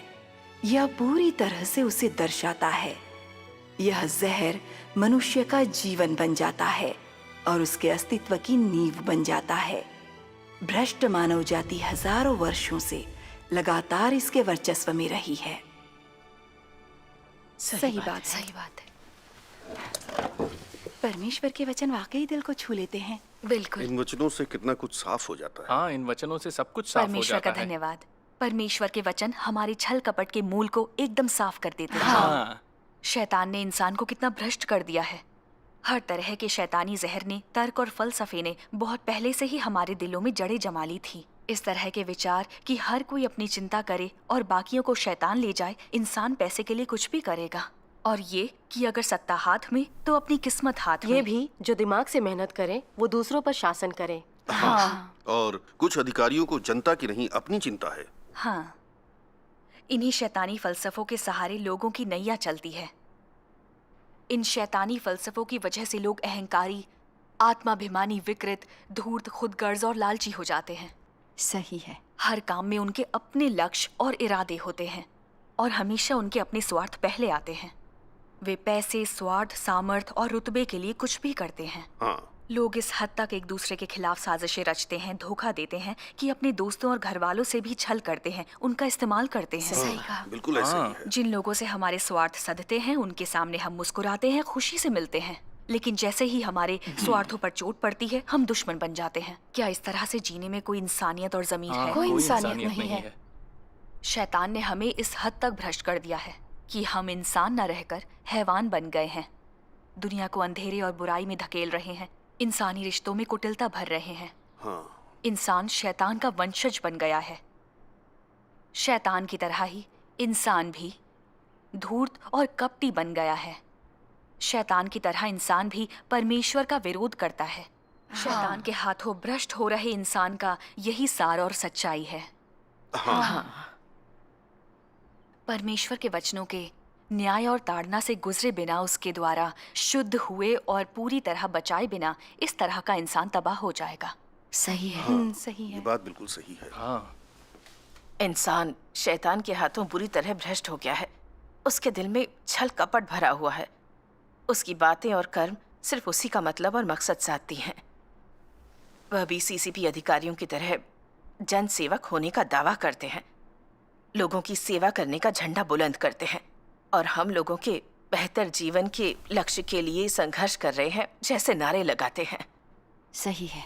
लेकिन क्या ऐसे लोगों ने कभी आम आदमी के लिए वास्तव में कुछ किया है? नहीं, बिल्कुल नहीं। अगर वे कुछ अच्छे काम करते हुए दिखते भी हैं तो इसमें उन्हीं का राजनीतिक फायदा होता है। वे ऐसा लोगों के साथ अपने रिश्ते सुधारने के लिए करते हैं। दंगे फसाद रोकने और अपनी सत्ता बचाने के लिए करते हैं। सही है। अपने 10 साल के शासन में सीसीपी ने इतने कुकर्म किए हैं जिनका कोई हिसाब नहीं। वो परमेश्वर से घृणा और उसका विरोध करती है, परमेश्वर के कार्य को मिटाने में लगी है, ईसाइयों को यातना देती है, स्वर्ग और लोगों को नाराज करके परमेश्वर के शाप की भागी बन रही है। वह चीन के लोगों के लिए बेहिसाब आपदाओं को बुला रही है। हैवानों के इन अवतारों ने अनगिनत अपराध किए हैं। सीसीपी अच्छी से अच्छी बातें बोलती है और बुरे से बुरे काम करती है। सही है। सीसीपी वाकई दुष्ट आज है। सीसीपी के दुष्ट सार को कुछ लोग साफ तौर पर देख क्यों नहीं पाते हैं? क्योंकि सीसीपी बहुत धूर्त और चालाक है। जाहिर है कि आम आदमी अक्सर मूर्ख बनकर धोखा खा जाता है। सीसीपी सिर्फ लोगों को धोखा देने वाली हैवान है। सहभागिता और विश्लेषण के बिना हम लोग सचमुच हैवान सीसीपी के कपट और द्वेष को साफ तौर पर नहीं देख पाएंगे, ना ये समझ पाएंगे कि शैतानी फलसफे और प्रकृति ही इंसान के झूठ बोलने के मूल कारण है। सही, ये बात बिल्कुल सही है। ये शैतानी जहर ही हमें भ्रष्ट करते हैं और मुनाफे की ख्वाहिश पैदा करते हैं। हम जिंदगी भर जान नहीं पाते कि हम लोग अपनी इज्जत और स्वार्थ की खातिर कितनी बार झूठ बोलते हैं। ये शैतानी जहर हमें वाकई तबाह कर देते हैं। परीक्षणों के प्रकाशन और परमेश्वर के वचनों के न्याय और ताड़ना का अनुभव करके हम देखते हैं कि शैतान ने इंसान को बुरी तरह से भ्रष्ट कर दिया है, जिसकी वजह से हमारी प्रकृति कपट और धोखे से भरी हुई है। परमेश्वर में हमारी आस्था भी अपने ही इरादों और उद्देश्यों को लेकर होती है। कितने ही लोग महज अपना पेट पालने और अनुग्रह आशीष पाने के लिए परमेश्वर में विश्वास रखते हैं। उनका उद्देश्य सत्य पाना, अपने शैतानी स्वभावों से बचना या एक सच्चे इंसान का जीवन जीना नहीं होता। कुछ लोग परमेश्वर के लिए त्याग, मेहनत और काम करके खुद को खपा देते हैं, लेकिन ये सब स्वर्ग के राज्य का आशीष पाने के लिए होता है। इसलिए जब उन पर आपदाएं आती हैं या उन्हें परीक्षण सहने पड़ते हैं या उनकी इच्छाएं पूरी नहीं होती तो वे परमेश्वर को दोष देते हैं। ये सब इंसान की धूर्त प्रकृति की वजह से होता है। सही है। इसलिए जरूरी है कि हम अपनी धूर्त प्रकृति से छुटकारा पाएं। ये बहुत जरूरी है। परमेश्वर का धन्यवाद। सर्वशक्तिमान परमेश्वर अंत के दिनों में न्याय का कार्य करने के लिए आए हैं ताकि इंसान की भ्रष्टता को दूर किया जा सके। इंसान के लिए ये परमेश्वर का महान उद्धार है। परमेश्वर का धन्यवाद। जैसे जैसे हम परमेश्वर के न्याय का अनुभव करते हैं, हमें अपनी शैतानी प्रकृति और कपटी स्वभावों का ज्ञान होने लगता है।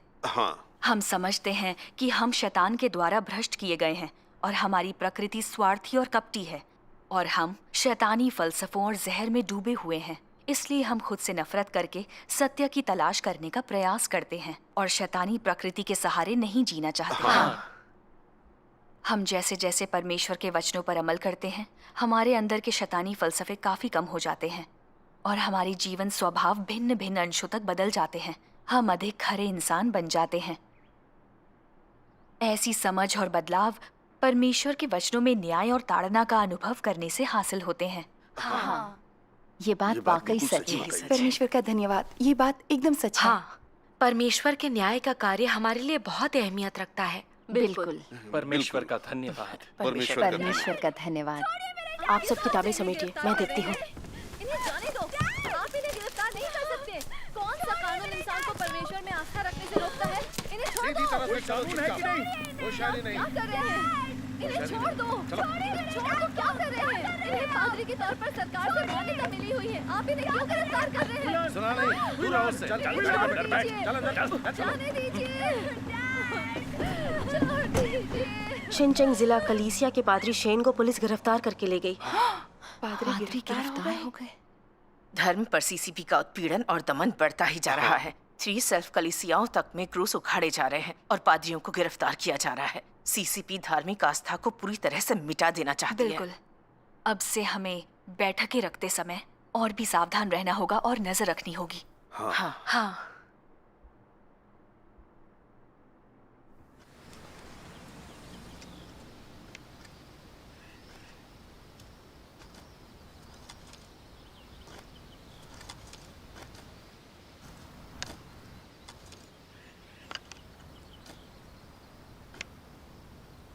ये जगह काफी अच्छी है। जगह हमारे लिए हम यहाँ सुरक्षित अपनी है। बैठक आराम हम से शांति कर से सकते यहाँ हैं। मीटिंग कर सकते हैं। बाहर हमारे भाई बहन पहरे पर हैं। अच्छा है। अब मीटिंग तो हो पाएगी। हाँ। चलिए मीटिंग शुरू कर रहे हैं। ठीक है। पिछली बार हमने ईमानदार इंसान बनने को लेकर सत्य के पहलुओं पर सहभागिता की थी। अगर किसी को कुछ समझ में ना आया हो और कोई सवाल हो तो हम सहभागिता कर सकते हैं। हाँ, ठीक है। मैं ईमानदार इंसान बनने के बारे में उत्तर जानना चाहूंगी। आप सत्य का अभ्यास कैसे करती हैं? अपने कपट से छुटकारा कैसे पाती हैं?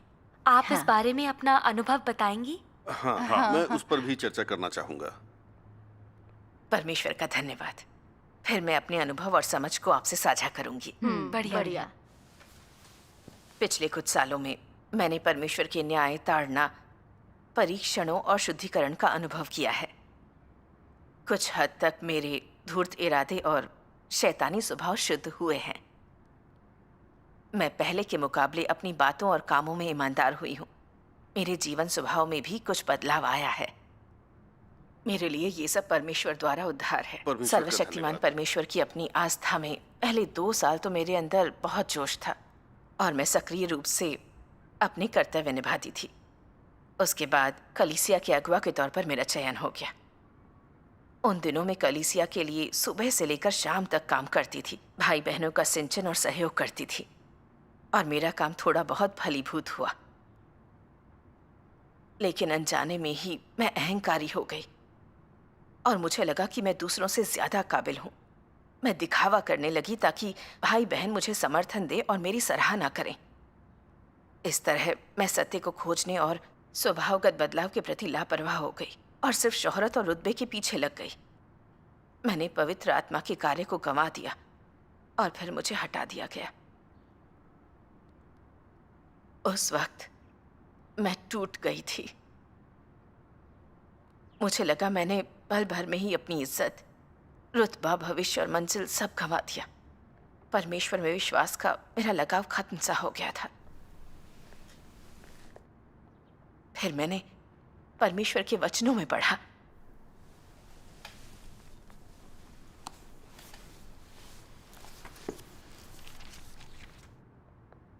कुछ लोग हमेशा कलीसिया के ध्वज को लहराते रहते हैं, चाहे वे कुछ भी करें।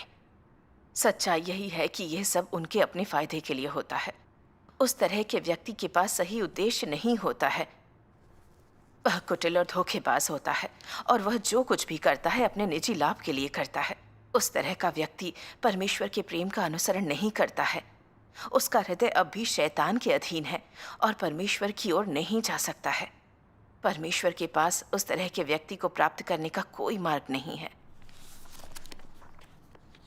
अंत में किसी व्यक्ति का भाग्य कैसे संपन्न होता है, यह इस बात पर निर्भर करता है कि उसके पास एक ईमानदार और रक्तिम हृदय है कि नहीं, और उसके पास एक शुद्ध आत्मा है कि नहीं।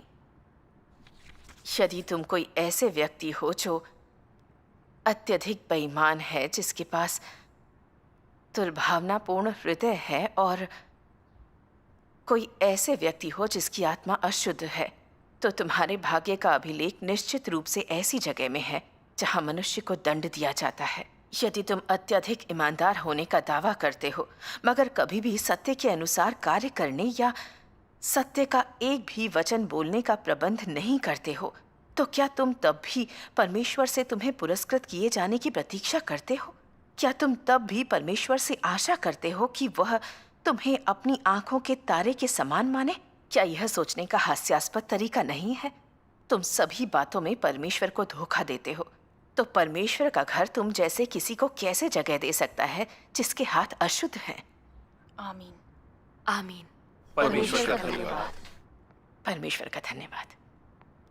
परमेश्वर के न्याय के वचनों और प्रकाशन में मुझे एहसास हुआ कि मेरा त्याग और मेरा खुद को खपाना मेरी कपटपूर्ण मंशाओं के लिए सिर्फ एक छद्मावरण था। वो सब मैंने शोहरत और रुतबे की खातिर और महत्वाकांक्षाओं की पूर्ति के लिए, मुकुट और पुरस्कार जीतने और स्वर्ग के राज्य के आशीष पाने के लिए किया था, न कि परमेश्वर के हृदय के प्रति विचारशील होकर या अपने कर्तव्य के सही निर्वाह के लिए। मैं पाखंडी फरीसियों या धार्मिक पादरियों और एल्डरों से अलग कहाँ हुई? सही है। वे लोग अक्सर कलीसिया में दूसरे लोगों को बाइबल समझाते हैं। वे लोग बड़े धर्मपरायण और परमेश्वर प्रेमी दिखते हैं, लेकिन वे लोग न कभी परमेश्वर को ऊंचा उठाते हैं और न ही उसकी गवाही देते हैं। वे लोग बाइबल में न तो सत्य को खोजते हैं न परमेश्वर की इच्छा को। वे लोग उनके वचनों पर अमल करने या उनकी आज्ञाओं का अनुसरण करने के लिए भी विश्वासियों का मार्गदर्शन नहीं करते। इसके बजाय वे लोग खुद को ऊंचा उठाते और अपनी ही गवाही देते हैं, दूसरों से आज्ञा मनवाते और पूजा करवाते हैं। नतीजे में जब देहधारी परमेश्वर कार्य करने के लिए प्रकट हुए, तो अपने रुतबे और रोजी रोटी को बचाने के लिए ये लोग परमेश्वर के प्रकटन और कार्य का पूरी तरह से विरोध और निंदा करते हैं और दूसरों को सत्य के मार्ग को स्वीकार करने से रोककर वे सिर्फ परमेश्वर के विरोध के मार्ग पर चलते हैं। हाँ। प्रभु यीशु ने यह कहते हुए फरीसियों पर आरोप लगाया था, हे कपटी शास्त्रियों और फरीसियों, तुम पर हाय, तुम चूना फिरी हुई कब्रों के समान हो, जो ऊपर से तो सुंदर दिखाई देती हैं, परंतु भीतर मुर्दों की हड्डियों और सब प्रकार की मलिनता से भरी हैं। ऐसे लोग धर्मपरायण दिखते हैं और परमेश्वर से प्रेम का नाटक करते हैं, अपने दिल में कपट रखते हैं। वे सभी अपनी स्वार्थी इच्छाओं को पूरा करते हैं। यह एक धोखा और परमेश्वर से अपना स्वार्थ साधना है। ये बातें परमेश्वर के स्वभाव को ठेस पहुंचाती हैं। इन बातों को सोचकर भय से मैं कांप उठी। मुझे ऐसा लगा कि मैं बहुत खतरे में हूं। परमेश्वर पवित्र और धार्मिक है, उसे बुराई से नफरत है। वो यह बर्दाश्त नहीं करता कि भ्रष्ट इंसान उसे धोखा दे और उसका विरोध करे। परमेश्वर चाहता है कि लोग उस पर ईमानदारी से विश्वास करें और उसकी सेवा करें।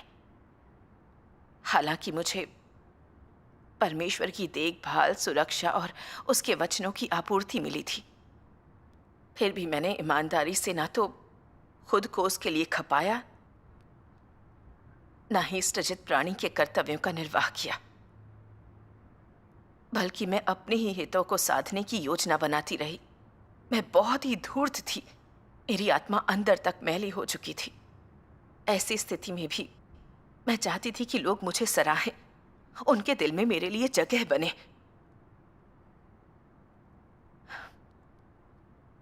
मैं वाकई निर्लज थी। सही है। मुझे खुद से नफरत हो गई। मैं वाकई खुद को बार बार तमाचे लगाना चाहती थी। तभी मैंने परमेश्वर के सामने शपथ ली, मैं परमेश्वर की निगरानी को स्वीकार करूंगी और आज्ञाकारी बनकर उनकी अपेक्षाओं के मुताबिक अपने कर्तव्यों का निर्वाह करूंगी।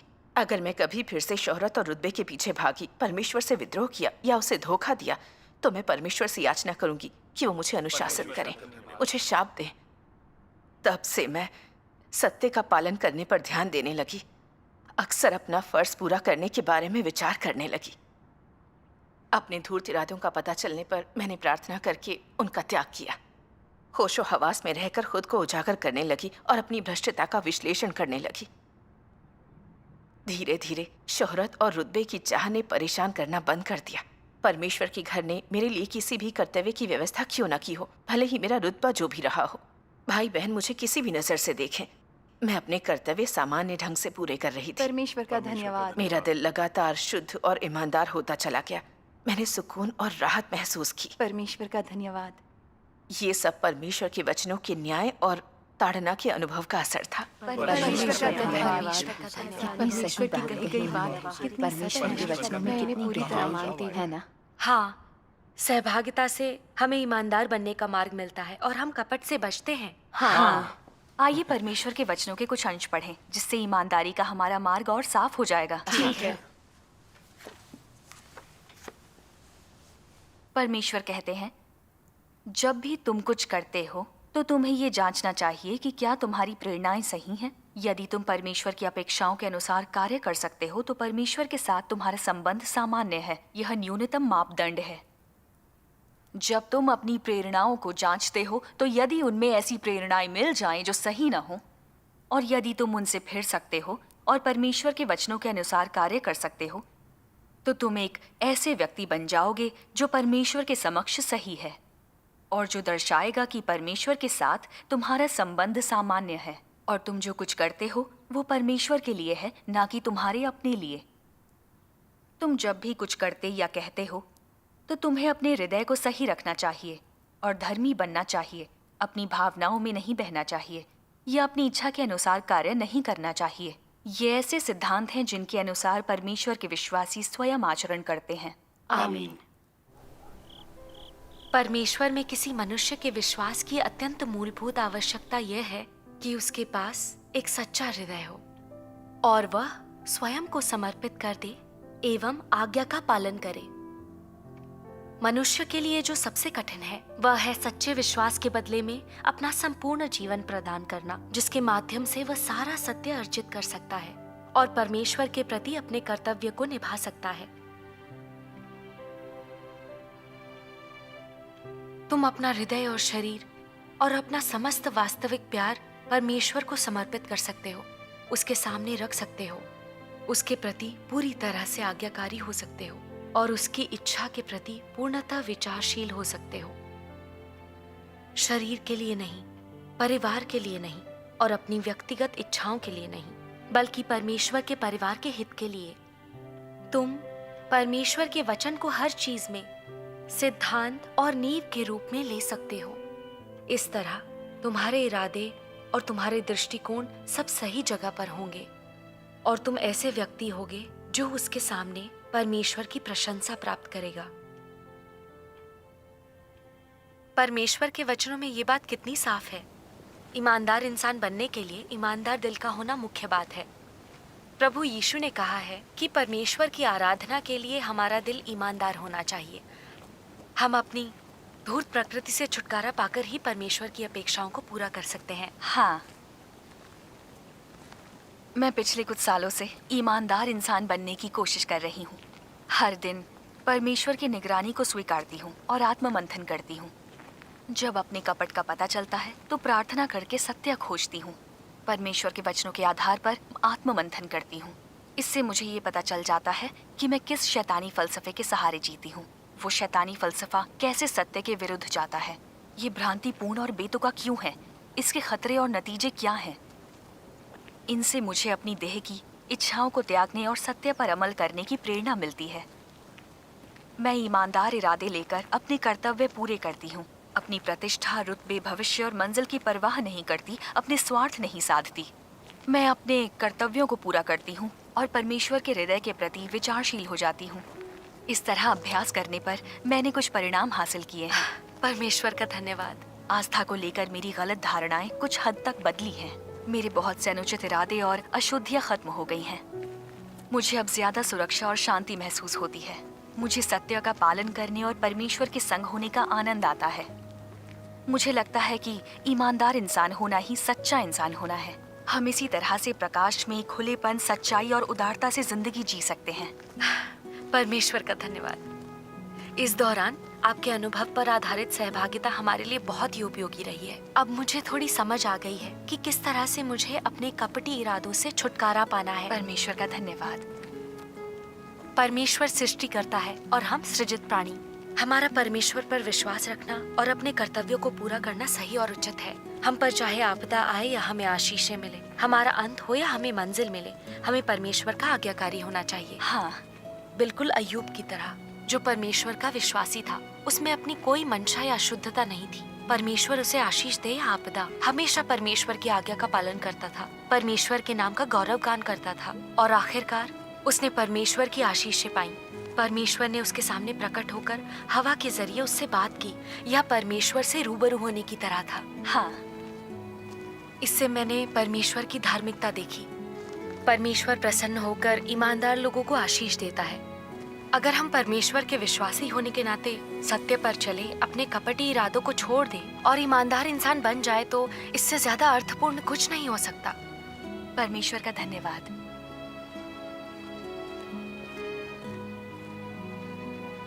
मैंने इस परीक्षण से बहुत कुछ पाया है। अब से मैं अय्यूब और पतरस का अनुकरण करूंगी। अपना पूरा जीवन परमेश्वर को सौंप दूंगी। कोई भी परीक्षण आए, मैं सत्य पर चलूंगी, परमेश्वर के आयोजनों और व्यवस्थाओं का पालन करूंगी, एक ईमानदार और सच्ची इंसान बनूंगी। बहन चेंग, आपके पति का पत्र कलीसिया के भाई बहन दे गए हैं।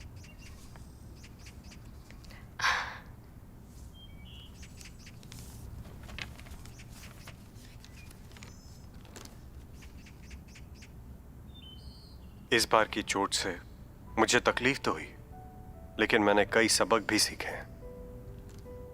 अस्पताल में 1 महीने से ज्यादा गुजारा। उस दौरान जो समय और शांति मिली, उसमें आत्म मंथन किया। मैंने परमेश्वर में विश्वास तो किया, लेकिन कभी सत्य पर नहीं चला, बल्कि काम करने और पैसा कमाने में ही लगा रहा। मेरे दिल में परमेश्वर के लिए तो कोई जगह नहीं थी। चलो, समय हो गया। ठीक है जी। हालांकि तुम्हारी कर्तव्य अदायगी में आमतौर पर मैंने तुम्हारा साथ दिया। हालात मुश्किल होते ही मुझे तुम्हारी गिरफ्तारी और यातना दिए जाने का भय सताने लगा। मुझे अपनी नौकरी पर असर पड़ने और परिवार के फंसने का भी डर रहता, इसलिए मैं तुम्हें अपना कर्तव्य पूरा करने से रोकने का प्रयास करता। मैं आस्तिक के बजाय नास्तिक की तरह बर्ताव करता। तुम कह सकती हो इस हादसे ने मुझे जगा दिया है। मैंने देखा हम परमेश्वर में विश्वास रखे बिना जिए तो उनकी सुरक्षा से वंचित रहते हैं और हमारा जीवन किसी भी समय हमसे छीना जा सकता है। जीवन में सत्य पर चलना और उसे हासिल करना बहुत ही अर्थपूर्ण होता है। अब से मैं भी सत्य पर चलकर परमेश्वर का पूर्ण उद्धार पाना चाहता हूं। चेंग नुआ, जब तक दूर हो अपने कर्तव्यों का पालन करो। घर पर सब ठीक है, चिंता मत करना।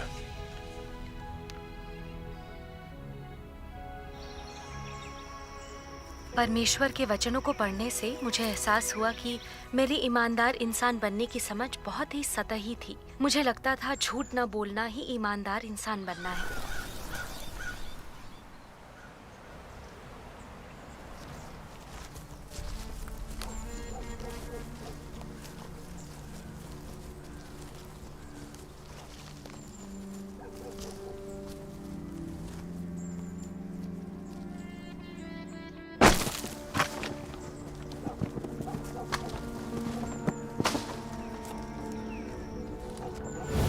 हो रहा है, पीछा करो। चलो चलो चलो जल्दी आ जाओ। चलो जल्दी करो। ऊपर ऊपर, जल्दी जल्दी करो। अलग अलग बन जाओ। ठीक है, इस तरफ चलो। नीचे नीचे नीचे नीचे। इस तरफ गए बोलो। तेज दौड़ो, सामने सामने। चलो जल्दी जल्दी जल्दी। उस तरफ। हाँ सर। इधर चलो। चलिए। जी सर।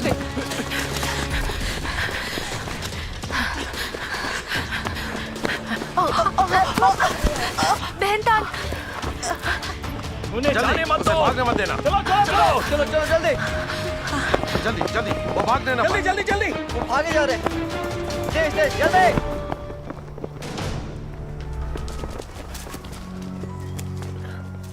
उस तरफ चलो चलो चलो जल्दी जल्दी उनके पीछे करो। जल्दी ढूंढो उन्हें। मेहतान चल।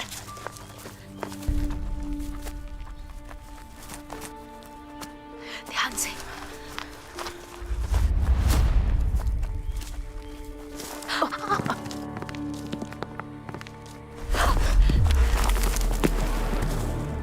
रुको।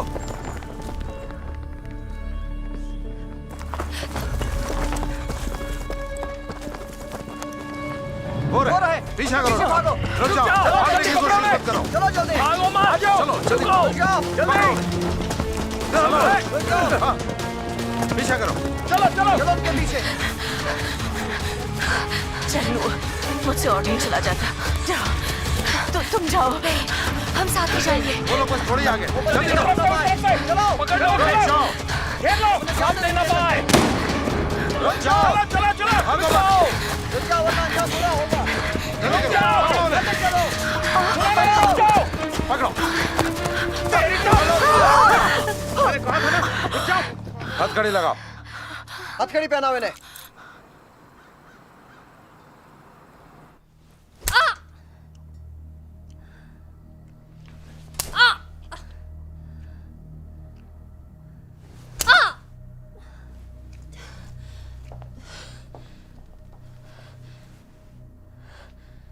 चेंगनू, तुम्हें क्या लगता है अगर तुम जबान नहीं खोलोगी तो हम कुछ नहीं कर सकते? अगर सच कहूं तो हम लोग काफी समय से तुम्हारा पीछा कर रहे थे। हमें पता है तुम क्या करती हो। तुम अगुआ हो और आसपास के शहरों में सभाएं और प्रचार करने जाती रहती हो। ये कौन है? बताओ ये कौन है? कलीसिया में तुम्हारा सीनियर है क्या? कलीसिया का पैसा कहां छुपाया है? बोलो। बताओ हमें।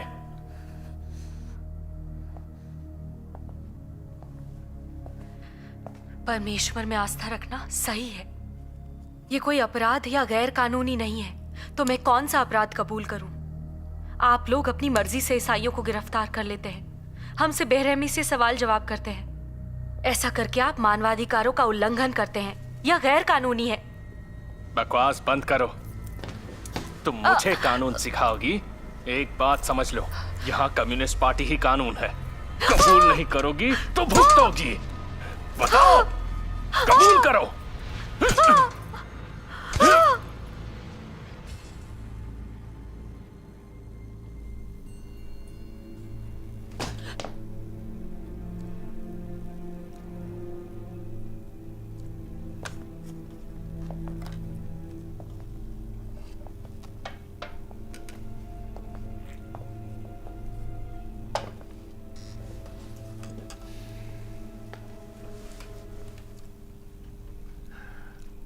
चेंगनुओ, अगर कबूल नहीं किया तो कम से कम 8-10 साल के लिए अंदर जाओगी। तुम्हारे साथ तुम्हारा परिवार भी ये सब झेलेगा। तुम्हारे पति की नौकरी चली जाएगी। तुम्हारे बच्चे को स्कूल से निकाल दिया जाएगा।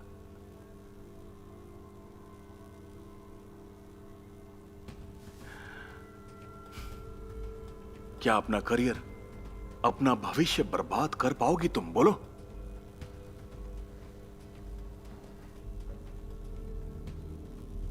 मुझे इस तरह सताकर मेरे परिवार को यातना देना चाहते हो? हमें जिंदगी जीने के अधिकार से महरूम करना चाहते हो? आप लोगों को स्वर्ग के कानून का खौफ है या नहीं? बकवास बंद करो। लगता है मरना चाहती हो। इसे लटका दो।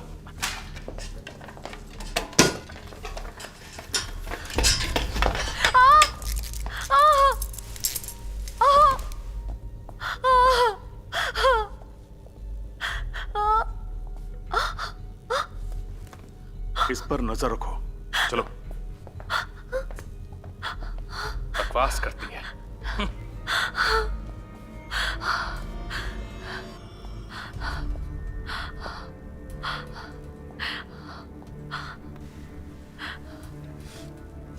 हे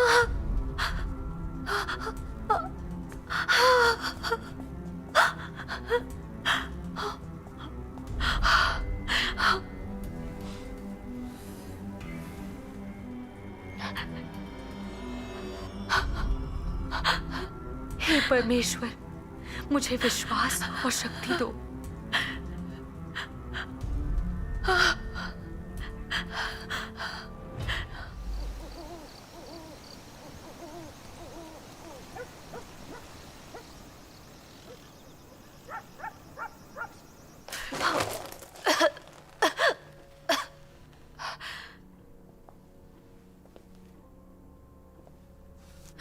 सुनो,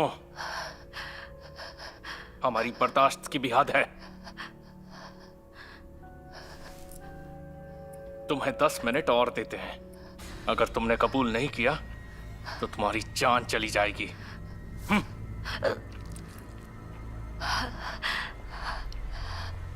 बहुत पहले से केंद्रीय समिति के आदेश हैं कि सर्वशक्तिमान परमेश्वर के विश्वासी अगर मर भी जाएं तो फिक्र नहीं, मरना है या जीना है ये तुम तय करो।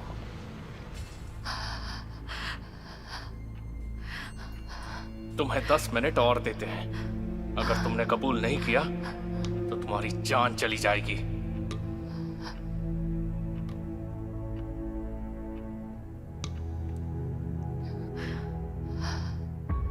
प्रभु यीशु ने कहा था, क्योंकि जो कोई अपना प्राण बचाना चाहे वह उसे खोएगा, और जो कोई मेरे लिए अपना प्राण खोएगा वह उसे पाएगा।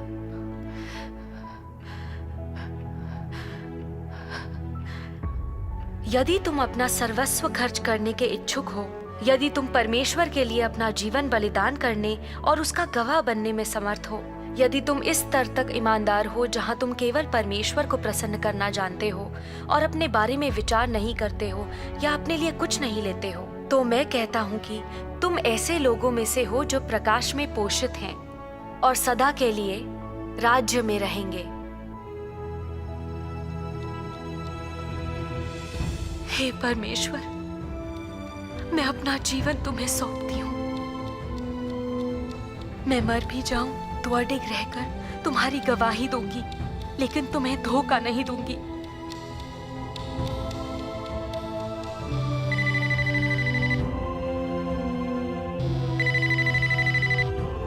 चीफ मां, ठीक है, अभी आते हैं। कैप्टन लिन, जरूरी मिशन है, चलो। इससे सवाल जवाब करते रहो। तुम्हारी किस्मत अच्छी है, आज बच गई।